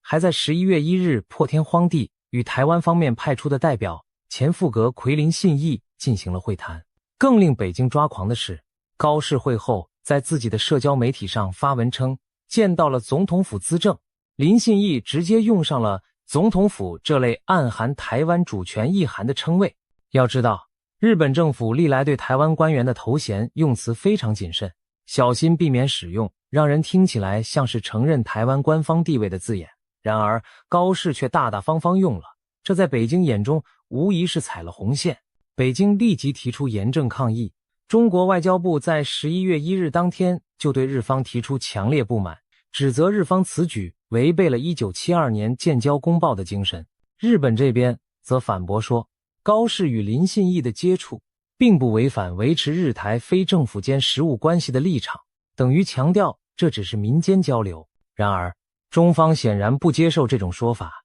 日本首相私下会见台湾要员，还称呼对方官衔，这哪还是单纯的民间往来？中日关系的紧张在此埋下伏笔。尽管中方抗议不断，高市早苗并没有因此收敛对台发声。真正引爆外交风暴的是11月7日发生的一幕。当天，高市早苗在日本国会众议院预算委员会上接受质询，面对在野党议员抛出的尖锐问题，如果中国大陆武力犯台，日本政府将如何应对？这本是过去日本领导人极力回避的敏感提问。然而高市几乎不假思索地抛出了一个惊人的回答。他明确表示，一旦台湾发生战事，那将被认定为日本存亡危机事态。所谓存亡危机事态，是日本安保法制中的一个法律概念，意思是关乎国家存亡的危机情况。根据2015年通过的新安保法，一旦出现存亡危机事态，即便日本本土未遭攻击，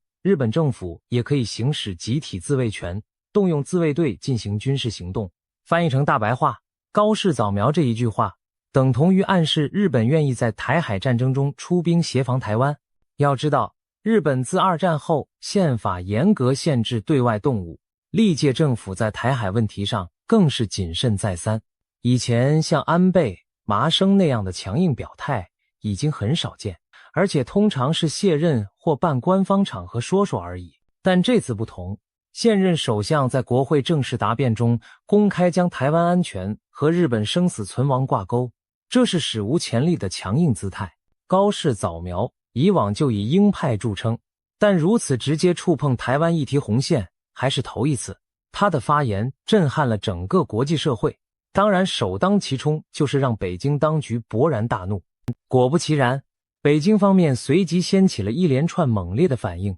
中国官方迅速对高市的言论发出谴责，称其罔顾历史，危险挑衅。中国驻大阪总领事薛健甚至在社交平台 X 推特上发出露骨的威胁帖文，说那颗脏兮兮的脑袋一旦探出头来，就要毫不犹豫地砍下去，明显是冲着高市早苗去的杀气腾腾语句。这则帖文虽然随后被删除，但已经在网络上引发轩然大波。日本舆论震惊于中国外交官公然发布如此暴力威胁，中国网民那边则是一片叫好声，战狼情绪高涨。接着中国外交部为此不但没有道歉，反而替这位总领事背书，宣称薛舰的发言只是个人表态。中方的立场是敦促日本停止向台独势力发出错误信号。这番态度更加深了日方的愤怒。11月10日，日本外务省召见中国驻华大使提出抗议，日方议员甚至有人要求把这位大阪总领事驱逐出境。同日，北京也召见日本驻华大使强硬交涉，要求高市收回有关台湾有事的言论。接下来几天，中国政府和媒体发起了铺天盖地的对日批判与报复行动。中共官媒人民日报、环球时报等连日发表措辞激烈的评论文章，指责高市早苗大放厥词，严重违反中日联合声明精神，渲染日本军国主义阴魂不散，再次炒作历史旧账。北京甚至借题发挥，强调今年是台湾光复80周年，即1945年日本战败终止对台殖民统治80周年，声称台湾自那时起重回中国怀抱，日本没有任何权利再染指台湾事务。这些宣传火力之猛，让人恍如回到文革式的批斗场景。中国军方也出面表态，解放军东部战区透过媒体警告，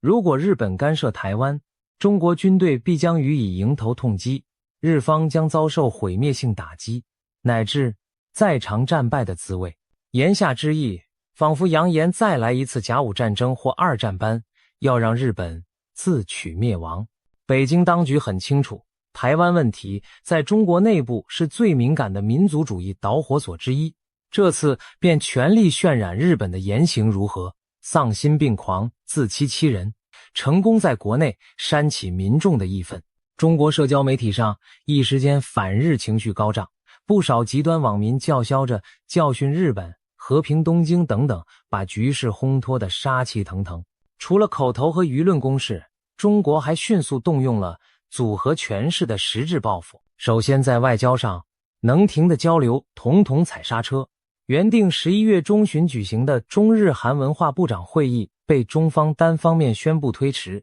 11月17日于南非举行的 G20 峰会期间，中国总理李强明确拒绝与高市早苗举行会晤，不给日本任何高层对话机会。中国还向联合国秘书长递交严正照会告状，声称日本领导人的危险言论破坏区域和平，要国际社会警惕。接着在经济领域，中国开始惩罚日本经济，其手段之快之广，让人联想到过去中国对韩国部署萨德系统的报复，以及对立陶宛侵台行为的制裁等。其中一大重头戏是贸易制裁。中国商务部只是对日本食品进口加强审查，实际上就是故技重施，重启禁止日本水产品全面进口的措施。原来中国因日本福岛核废水排海问题，曾在2023年禁止日本所有海产品进口，到了2025年秋天刚部分解禁一些，现在借着这次台湾争端又全面暂停，甚至进一步扬言，如日本不纠正错误言论，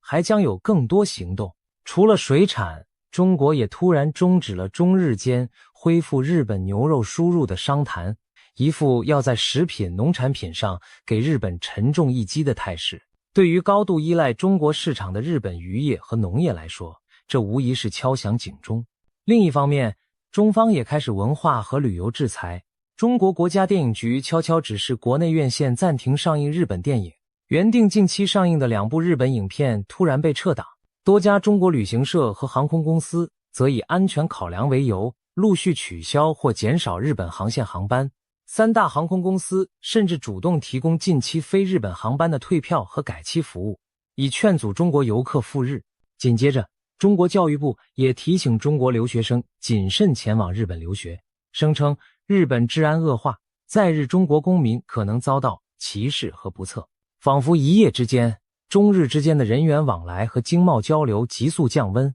回到了多年前关系最紧张时的冰点状态。不仅如此，军事上的动作也没缺席。就在北京口诛笔伐和经济施压的同时，中国解放军也出动来对日本示威。11月中旬，有中国海警船编队公然驶入钓鱼台、尖阁诸岛附近海域巡航，炫耀对争议领土的存在。解放军还出动无人机绕飞日本最西端与那国岛附近的空域，甚至传出在东海上空进行实弹演习的消息。虽然尚未发生直接的军事冲突，但中国已经透过种种行动向日本亮肌肉、施压力。北京的用意很明显，要提前警告日本和其他区内国家，谁敢在台湾问题上与中国对着干，就要付出惨重代价。这种杀鸡儆猴的姿态，既是说给东京听，也是说给台北、华盛顿乃至首尔、堪培拉听的。毕竟在北京看来，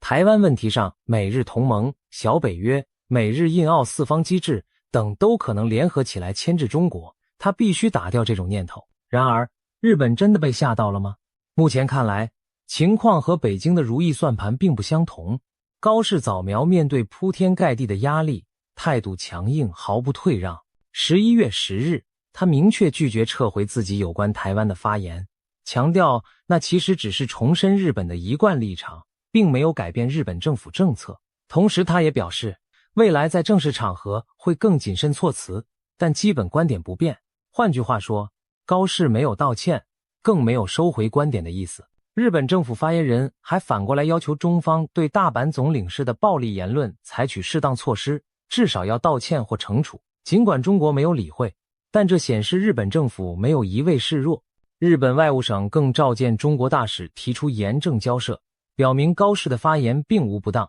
反而是中方外交官言行极端，不可接受。日本朝野也出现某种团结现象，多名朝野议员纷纷谴责中国领事的失当言论。自民党、在野的立宪、民主党、公民党等甚至一致通过了要求中方道歉的决议案。可以说，中国的强硬反应反而激起了日本社会更广泛的反弹情绪。值得注意的是，日本国内对高市早苗此番对中强硬表态的舆论反应颇为耐人寻味。许多人原以为高市府上任就挑动台湾议题，会不会引火烧身，让支持率下滑？毕竟中国经济实力庞大，日本一旦遭报复，可能损失惨重。然而事实恰恰相反，最新民调显示，高市内阁不降反升，尤其是年轻世代对他支持有增无减。根据日本最大报纸读卖新闻在事件后的全国民调，18至39岁的受访年轻人中，高达64%的人表示支持政府此次对中国强硬立场，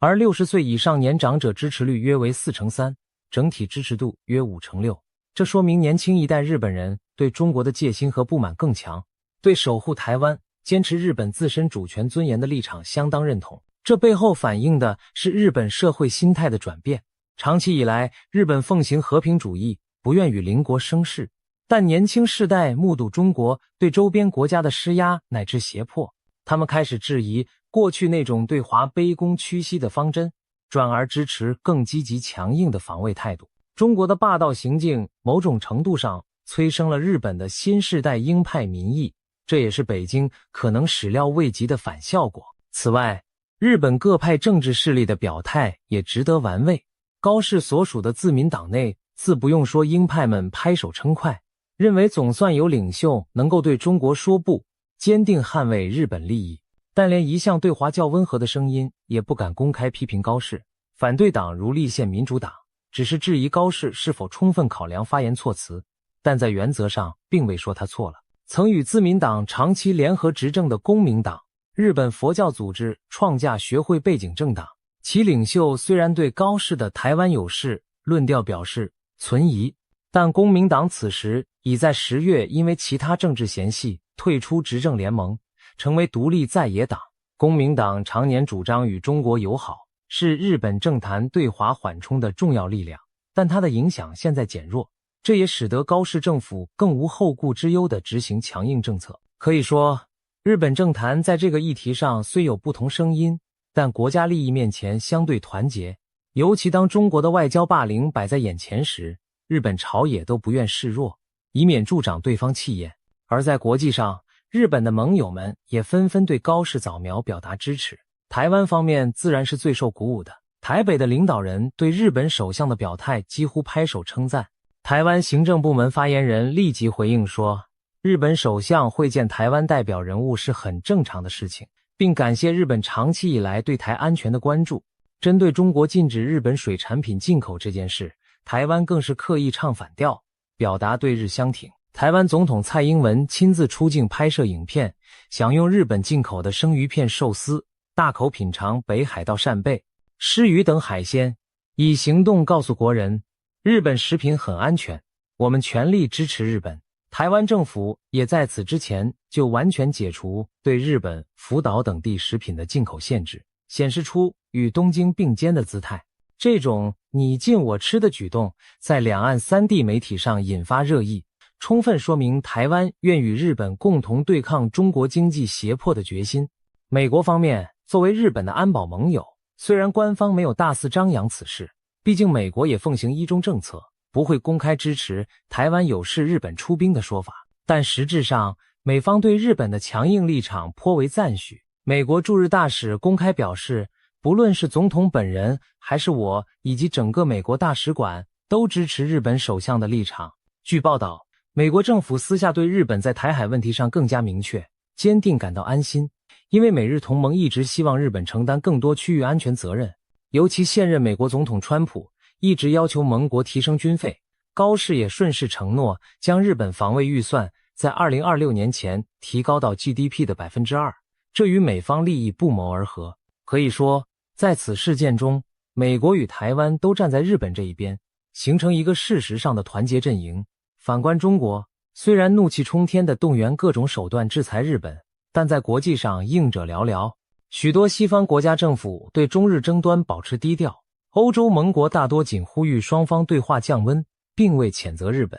事实上，某些欧美政界人士还认为中国的反应极其不当。例如，美国前国防官员在受访时就批评北京对高市发言的过激反应，称这证明了中国的战狼外交只会更加孤立自己。那么，如此一来，我们回到开头的问题，日本真的要和台湾建交吗？当前的事态看似往那个方向大踏步前进，日本领导人公开谈论协防台湾，视台湾为盟友，北京则暴跳如雷，中日关系急剧恶化，仿佛离断交都不远。难道东京真的下定决心要与台北正式缔结外交吗？这里我们需要理性分析。在现阶段，日本政府仍未改变其一中政策的基本框架，高市早苗的强硬更多体现在安全与军事层面，而非直接宣布承认台湾为国家，与之建交。尽管他在行为上接近打破禁忌，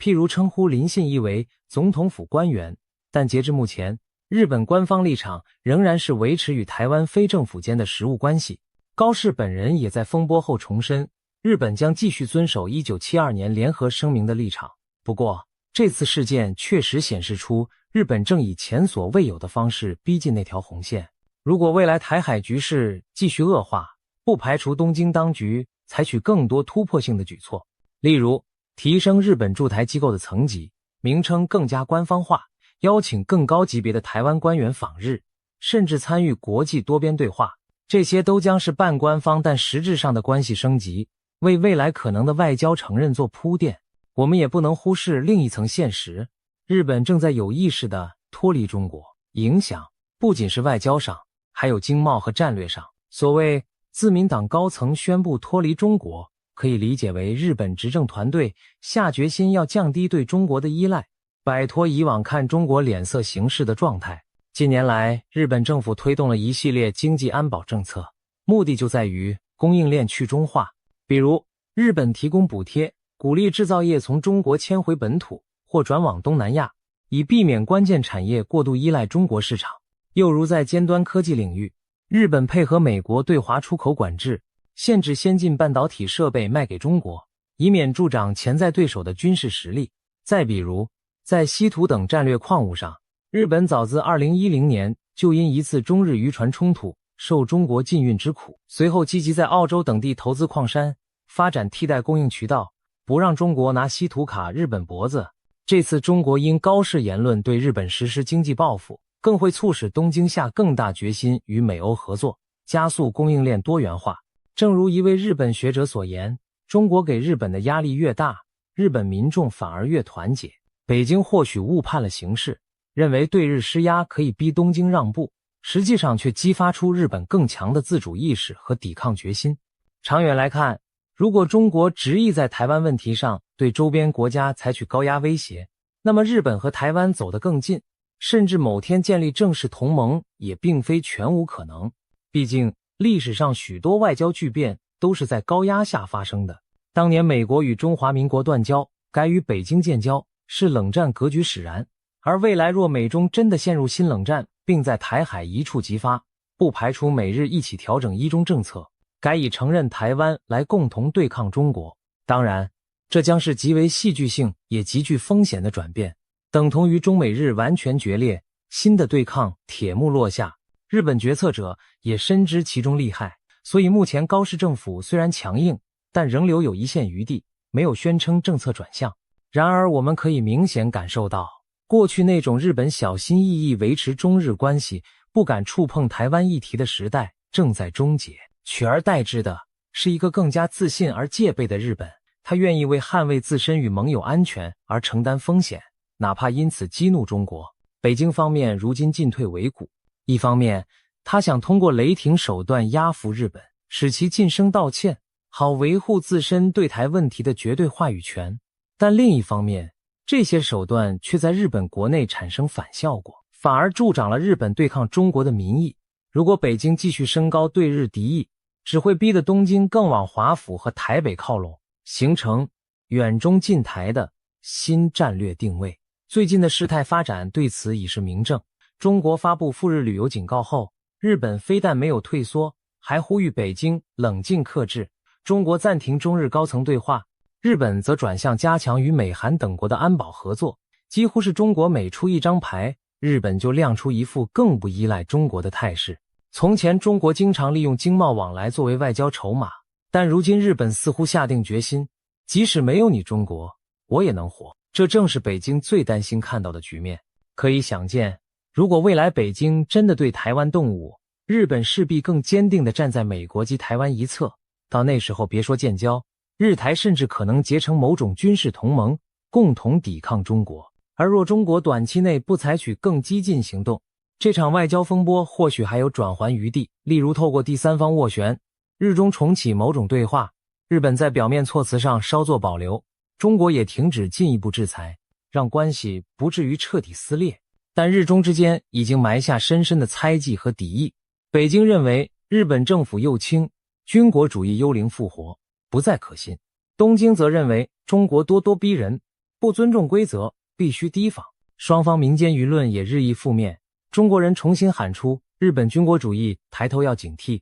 日本人则对中国抱持更多戒心和反感。所以日本要跟台湾建交，自民党高层宣布脱离中国，北京整个疯了。这个耸人听闻的标题背后，其实折射的是东亚地缘政治格局的巨变。简单说，日中两国正高速奔向一场全面对立的态势，而台湾则处在这场角力的中心。或许短时间内，日本不会正式和台湾建立外交关系，毕竟那一步等同引爆中日断交和区域危机。但日本已明确向世界传达出一个信号，在捍卫台湾、牵制中国这件事上，日本准备更积极主动，即便付出代价也在所不惜。北京的强硬反应虽疯狂，却可能适得其反，把日本推得更远，甚至推向他最不愿见到的局面，一个更团结且对抗心态更强的美日台联盟。未来的日子里，我们将继续观察这场风波的走向。高市早苗能否在压力下继续顶住，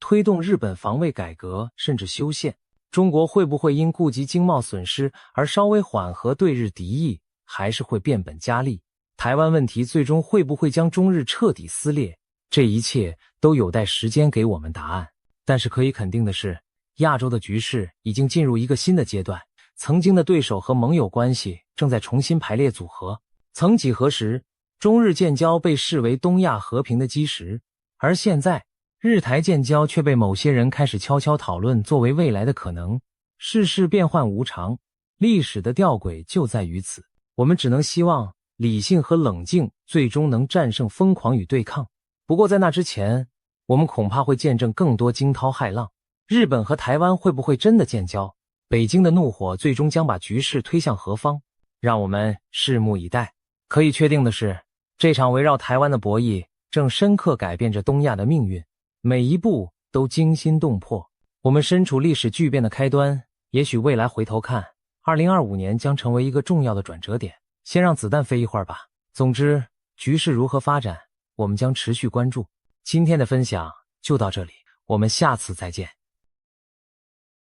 今天我们来聊聊2026年东亚可能出现的大震荡。为什么许多人都说台湾将成为全球焦点？这源自近期甚嚣尘上的一些预言。其中最引人注目的是英国预言家帕克的说法很明确，他直指台海在2026年前后会出现重大军事冲突。但令人惊讶的是，他也强调台湾最终会是安全的。2026年最新的预言讯息已经曝光，内容可谓震撼人心。难道真的如预言所言，中共政权将迎来终局？今天就让我们深入探讨这些预言与现实迹象，看看2026年的东亚究竟会发生什么大事。首先，我们需要了解台海局势为何会成为预言焦点。过去几年，台海紧张情势不断升温，各种军事动作此起彼伏。美国前印太司令戴维森早在2021年就警告，中共可能在2027年前具备犯台能力，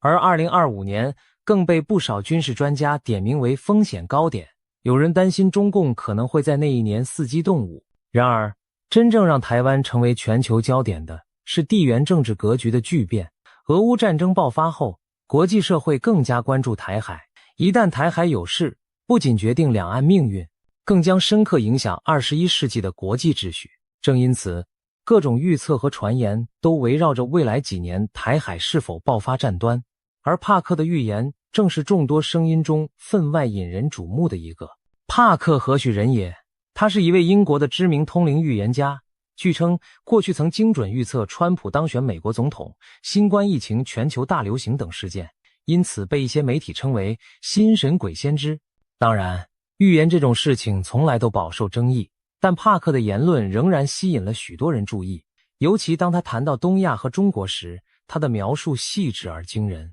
在帕克看来，2026年将是极其关键且充满灾难性的一年，许多重大事件会在这一年集中爆发。我们先从台海军事冲突的预言开始说起。帕克早在2024年初的一次直播中就透露，他看见台湾周边的某个外围岛屿上会出现刀光剑影。他当时形容，就像有人宣布我们夺取了你的一座岛屿那样的场景。这暗示着什么？很可能是中共对台湾控制的外岛发起了某种袭击或登陆行动。台湾有一些外围岛屿，比如位于南海的东沙群岛，或是靠近中国大陆沿岸的金门、马祖等离岛，一直被视为可能的冲突热点。帕克的预感让人联想到，中共也许会冒险夺取其中一个岛屿，以测试台湾和国际社会的反应。更令人细思极恐的是，帕克提到了引发冲突的可能导火索。他说他感觉到可能会有一次意外碰撞事件，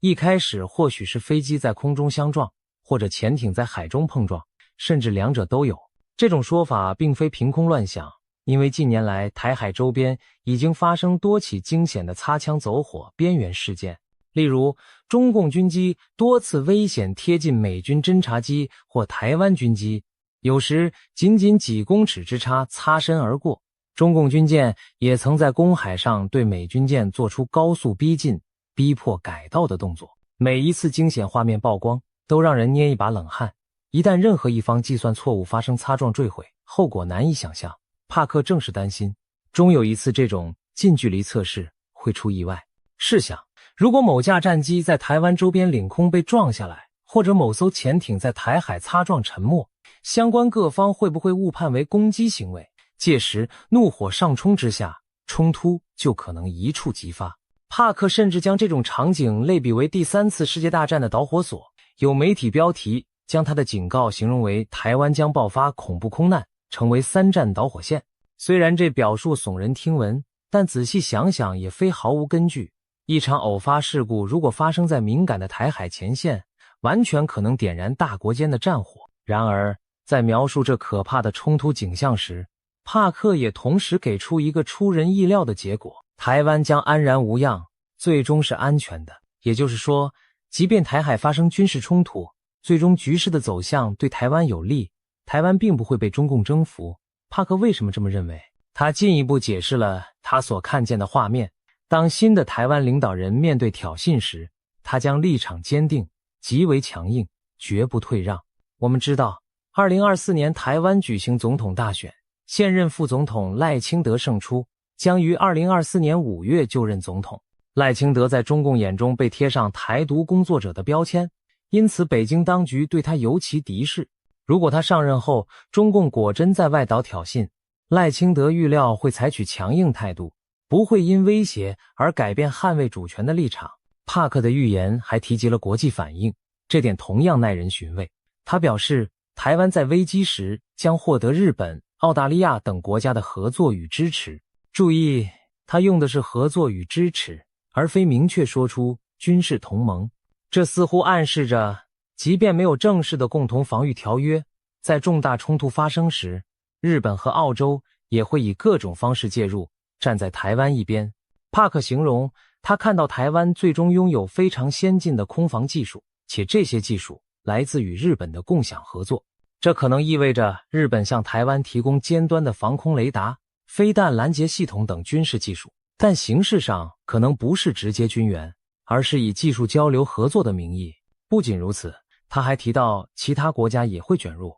特别是澳大利亚。他看到澳洲在该地区派遣了军舰，这一幕让人仿佛置身未来的战场。美日澳等印太盟友组成防线，共同阻止中共武力改变现状。帕克甚至对时间节点也做出推测，他觉得这种局面可能会在2024年前后开始发生。当然，2024年已经过去，台海虽然风高浪急，但尚未爆发战事。如果往后推算，2025年、2026年依然是危机潜伏的高峰期。事实上，美军将领和智库也多次推演过相似情境。例如，有说法认为2025年中共可能突袭东沙岛，或者2026年在台海挑起有限冲突，以测试美国的决心。这和帕克的预言不谋而合。尤其值得注意的是帕克对国际领导力的看法。他直言，当前自由民主世界缺乏强有力的领袖，他几乎数不出几个能让人真正信任，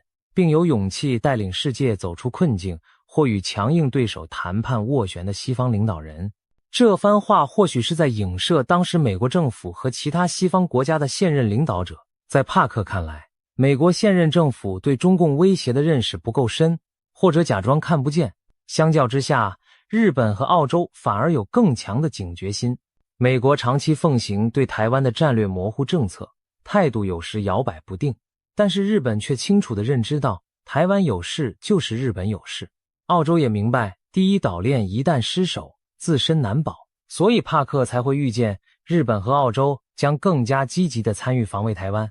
这番分析其实和现实趋势颇为契合。日本近年大幅增加国防预算，部署长程飞弹，防卫离岛，调整安保政策，为台海紧急事态做准备。澳大利亚则与美英组成 AUKUS 联盟，要取得核动力潜艇技术，并计划增购美国高超音速武器，显示出防范中共扩张的决心。澳洲战略界有人警告，战争可能在3年内到来，将当初官方预估的10年内无战事大幅提前。原因很简单，澳洲人切身感受过中共的经济胁迫与渗透，早已心生警惕。他们担心美国未必可靠，所以必须和志同道合的亚洲伙伴加强合作。帕克预言中，日本和澳洲一道出手保卫台湾的场景，正是这种国际现实心态的反应。如果台海本来只是两岸冲突，一旦演变成多国介入，那确实会上升为亚太乃至全球焦点。试想一下，若日本提供技术，美国提供武器与情报，澳洲派出舰艇，甚至印度等国也施以援手，那么中共将面临一个庞大的国际联盟防线。这样的军事冲突不仅决定台湾存亡，也决定整个东亚力量格局的未来走向。难怪被形容为影响全球秩序的试金石。谈完军事方面，我们再看看帕克对中国内部局势的惊人预言，这部分才真正让台湾乃至全世界投以震惊的目光。帕克明确指出，他认为2026年标志着中国共产党统治的终结之时。换句话说，他看到中共政权在那一年会发生翻天覆地的变化，甚至倒台。这可是一个石破天惊的预言。要知道，中共执政70余年，其统治看似稳固，尽管近年经历经济下行、防疫风波等挑战，但任何预测中共垮台的说法依然显得大胆。然而帕克言之凿凿，并给出了他看见的多重迹象，描绘了中共可能走向末日的剧本。首先是经济问题，帕克表示，中国经济的隐患正在迅速累积，2026年恐怕会成为这些问题全面爆发、引爆危机的一年。他提到了几项关键症状，包括工人被拖欠工资，制造业和地方财政陷入困境，债券违约频传，资金冻结现象蔓延，整个金融系统开始出现裂缝，房地产市场进一步恶化，原本就摇摇欲坠的楼市泡沫终于破裂。这些听上去几乎像经济灾难片的情节，然而我们回顾现实，会发现帕克所言非虚。2023年以来，中国经济增速放缓明显，青年失业率攀升到前所未见的高位，官方甚至停止发布相关数据，以免引发恐慌。多家大型房地产开发商相继暴雷，恒大地产、碧桂园等巨头债务违约，烂尾楼问题导致许多买房者断供抗议。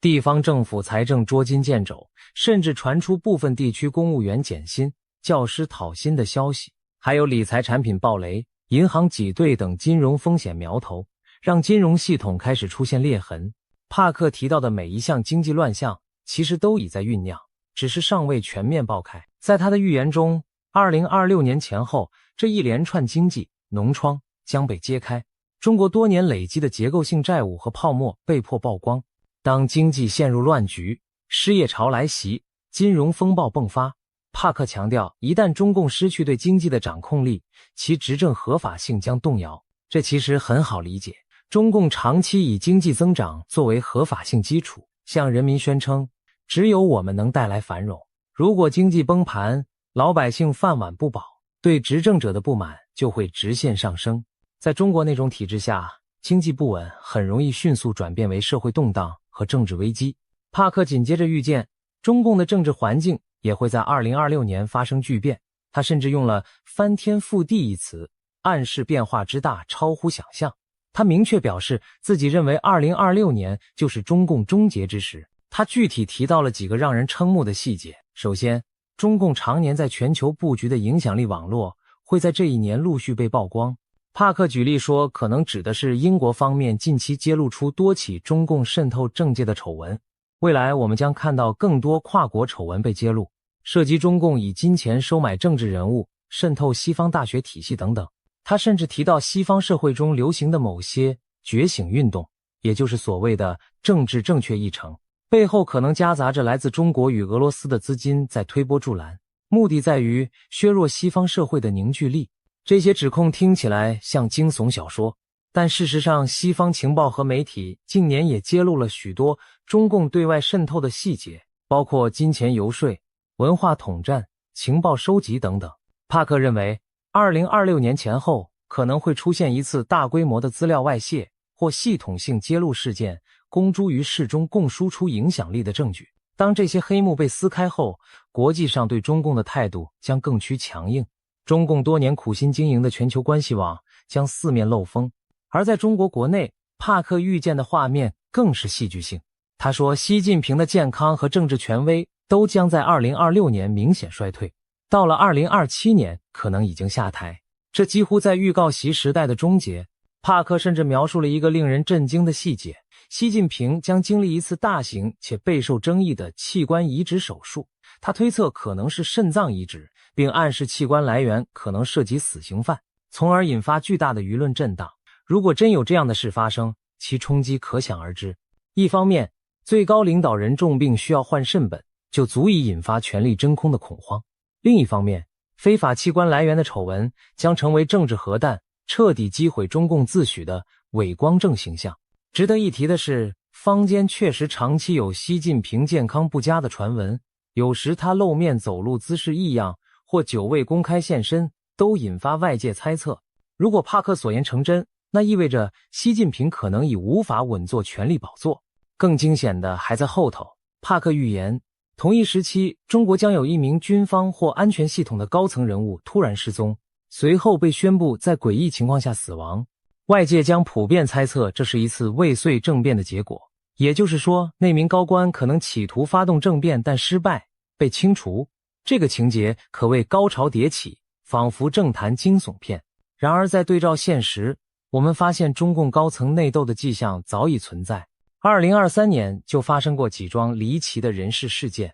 国防部长李尚福和外交部长秦刚先后失踪，最终被免职。期间官方没有公开交代原因，引发无数阴谋论。虽然事后当局声称涉及腐败或作风问题，但很多分析认为背后牵扯习近平整肃异己、党内权斗，因此未来1-2年会不会有更大的风波？帕克认为答案是肯定的。在他看见的画面里，党内派系撕裂，权力斗争在2026年将加剧到极致，甚至引发一场足以动摇政权的大震荡。尤其围绕习近平的病情和接班问题，党内会进行大规模的信息封锁和政治掩饰，各派暗中角力，你死我活。或许有人会铤而走险，试图抢班夺权。就在权斗暗流涌动之时，帕克还预言2026年前后，中国会发生一场带有天命崩裂意味的重大灾难。他举例说，可能是铁路与轨道交通系统发生严重坍塌事故，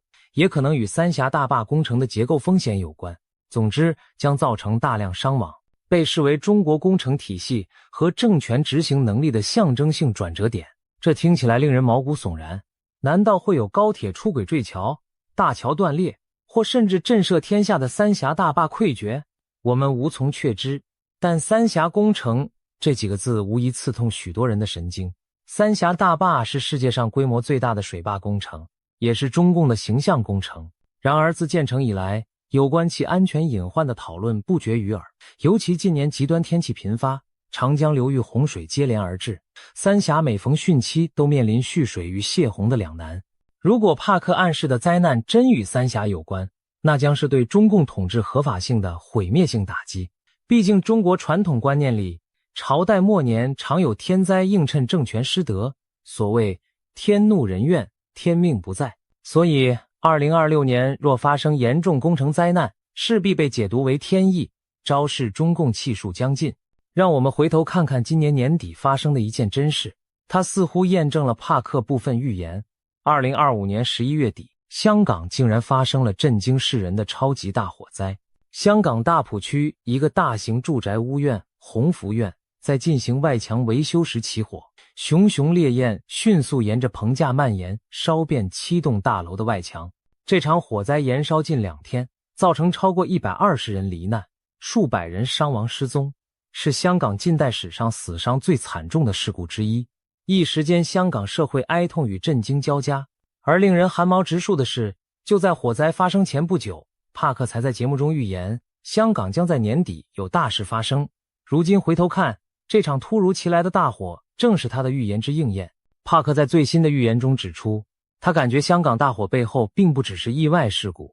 而是带着强烈政治意味的事件，会在香港社会掀起新一轮的指责与对峙。事实也许正如他所说，火灾发生后，香港舆论开始追究种种管理疏失和黑幕问题。有人质疑维修工程为何使用不阻燃的竹棚和尼龙网，是否有建筑商为了节省成本偷工减料，甚至有人直指香港官场存在官商勾结，制度失火，才酿成这场人祸。这些对政府的愤怒指责，显示香港市民心中积压的不满仍然强烈，并未因高压管制而泯灭。帕克进一步暗示，香港未来将难以平静，可能再次成为风暴的中心。他甚至说，高楼大火可能只是新一轮动荡的导火索，其背后隐藏着与台湾局势、区域政治联动的更大风暴。试想一下这样的场景，2026年前后，香港民众因事故真相问题与政府持续对峙，大陆内部经济困顿，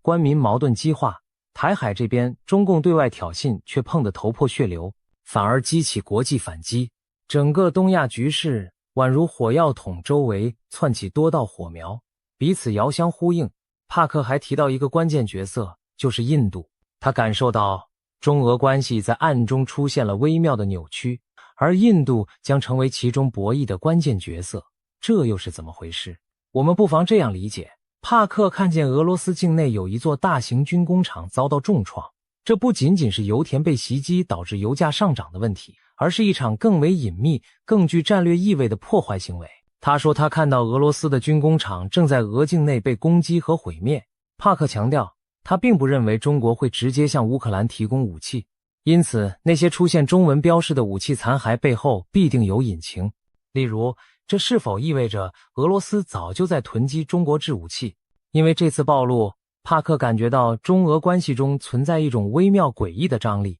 表面上两国并非公开冲突，但私底下围绕武器市场甚至地缘影响力展开了深层博弈。他看到中俄之间的关系线条正在轻微扭曲，而印度将在这场博弈中扮演要角。帕克暗示，这种裂痕目前还不会导致中俄公开决裂，但在2026年前后可能逐渐浮出水面，成为全球地缘政治格局变化的一个隐秘信号。可以想见，如果俄罗斯因战事不利开始对中国有所猜忌，而中国对援助俄罗斯又态度犹疑，那么原本稳固的中俄联盟就可能出现嫌隙。再加上印度崛起后在国际舞台上地位提升，整个大三角关系都在变化，这对东亚局势而言无疑又增添了一层复杂性。说到这里，我们看到帕克描绘的2026年图景是何等惊心动魄。台海有惊险一战，但台湾挺住了。中共内外交困，经济崩盘，政权内斗，政变四起，领导人重病垂危，甚至需要换肾，社会动荡，灾难频仍。香港和国际接连出现针对中共的不利事件，全球力量对比因此改写。难怪帕克用极具灾难性的一年来形容2026年。如果他的预言成真，那对中共而言将是末日狂潮，对东亚而言将是一场地动山摇的大震荡。然而这一切真的会发生吗？还是说只是巧合与巧妙的推演？在怀疑之前，我们或许该注意到，除了帕克，许多古今中外的预言和迹象也在指向这个年份，仿佛冥冥之中有某种安排。其实早在社群媒体上就流传着奇人王恩庆的传说。这位中国大陆的命理奇人据称曾被京城权贵奉为国师级的人物。他生前对中共的未来做出过一个惊人预言，声称中共红潮的气数只有5位最高领导人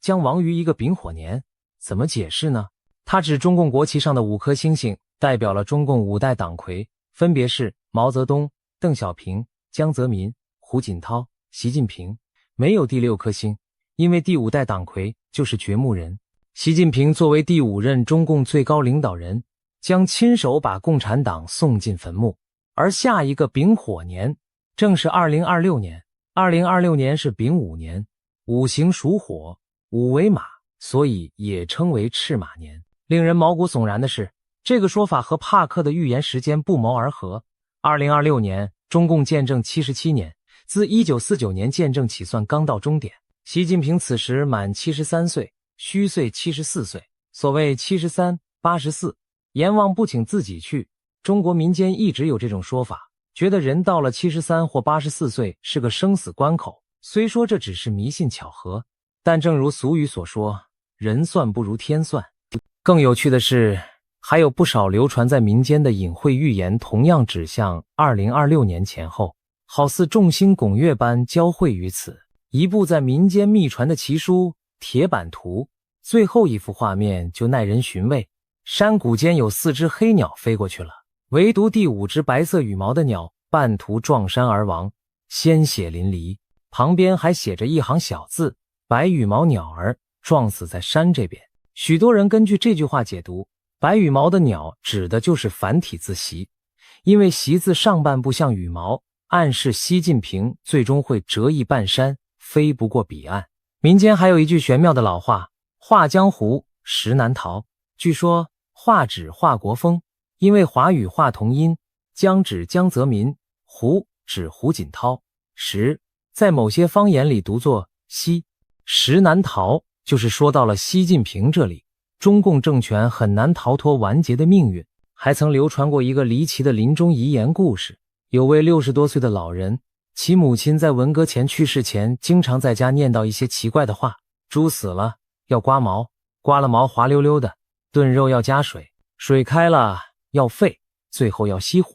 随着年龄增长，他陆续明白了这些话的意思。猪指朱德之死，刮毛指毛泽东去世，滑溜溜指华国锋下台，炖肉要加水里的炖字的读音接近邓小平的邓，水象征江泽民，沸的发音复，近似胡锦涛的胡，最后熄火则暗指习近平。整串隐喻把中共历任领导依次点到，结局便是熄火，习的时代大火也熄灭，中共终结。另外，2002年在中国贵州平塘县长布乡发现了一块震撼世界的藏字石，那是一块天然断裂的巨石，剖面上赫然刻着中国共产党亡6个大字。据中共官方调查，这些字都是天然形成，没有任何人工雕刻的痕迹。经专家鉴定，这块藏字石距今已有约2亿7千万年历史，上天似乎早已对中共的命运下了判词，中国共产党在劫难逃。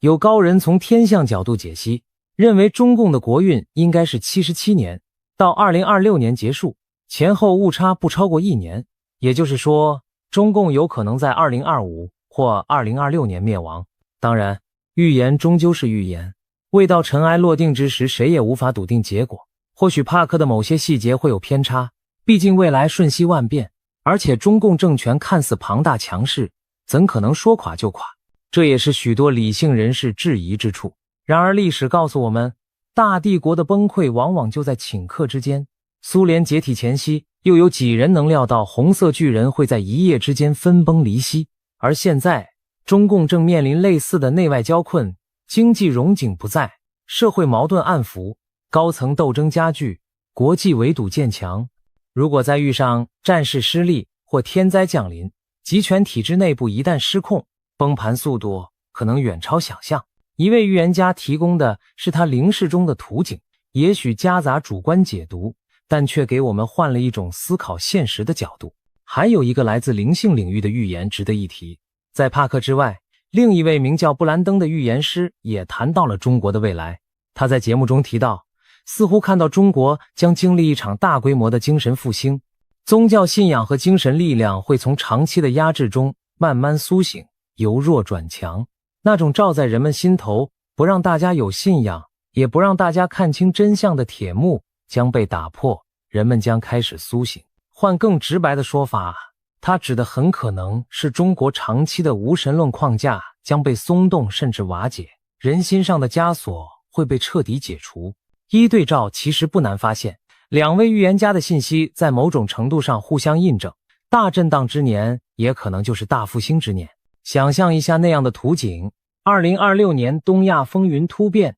中共统治崩解，在短暂的混乱过后，中国社会挣脱思想枷锁，人们重新寻找信仰和价值观，长久被压抑的良知与传统回归人心，新的政治社会秩序开始萌芽。对世界而言，这将是一场巨大的巨变。一个10几亿人口的大国改朝换代，影响之深远，可比肩1991年苏联解体，甚至犹有过之。届时东亚的政治版图将被重绘，国际格局也将进入新的篇章。而台湾作为这场历史巨浪中的关键一环，将何去何从？从所有预言迹象来看，台湾反而可能在大震荡中稳如磐石，甚至成为带领华人世界走向新纪元的灯塔。台湾多年来坚持民主与自由，经受住了外交孤立和军事威胁的考验。如果中共倒台，那些压在台湾头上的战争阴云将瞬间消散，台湾不再需要天天提心吊胆，防备飞弹与军舰的威胁。而台湾作为成功的民主范本，或许会在中国巨变后发挥更大的作用。可以想见，国际社会将更加重视台湾的战略价值，因为台湾的存在证明了华人社会完全可以在民主制度下繁荣稳定。一旦中国政权更替，台湾可能成为协助大陆重建秩序、提供经验的榜样和桥梁。当然，短期内难免有难民潮、安全外溢等挑战，但长远看，那将是两岸关系和平新生的契机。总而言之，2026年在各种预言中被赋予了浓重的一笔。东亚大震荡，台湾成全球焦点，似乎命中注定要在那一年上演。帕克的预言将信将疑，但他所描绘的脉络，其实我们已隐约看见开端。经济泡沫幻灭的征兆，政治压力锅的喷发，军事对峙的白热化，都在一步步逼近临界点。或许最终的剧情不会与预言者描述的每一细节都吻合，但如果我们静心观察时局，就能发现历史的巨轮确实在向着某个转折点滚动。当那一刻来临时，恐怕世人无不将目光投向台湾海峡，投向北京，投向整个东亚，那将是见证新旧时代交替的历史瞬间。希望届时我们都能平安度过乱局，迎接一个更和平、更自由的新时代。正如古人所云，沉舟侧畔千帆过，病树前头万木春。或许2026年的惊涛骇浪之后，东亚会迎来转机，迎来令人欣慰的春天。到底预言是否灵验，最终还是要由历史给出答案。而身为这个时代的亲历者，我们所能做的就是保持清醒，审慎以对，既不盲信危言，也不掉以轻心。当风暴真的来临时，唯有坚守普世价值和人性良知，才能让我们在巨变中立于不败之地。让我们拭目以待，迎接2026年可能到来的巨大考验与契机。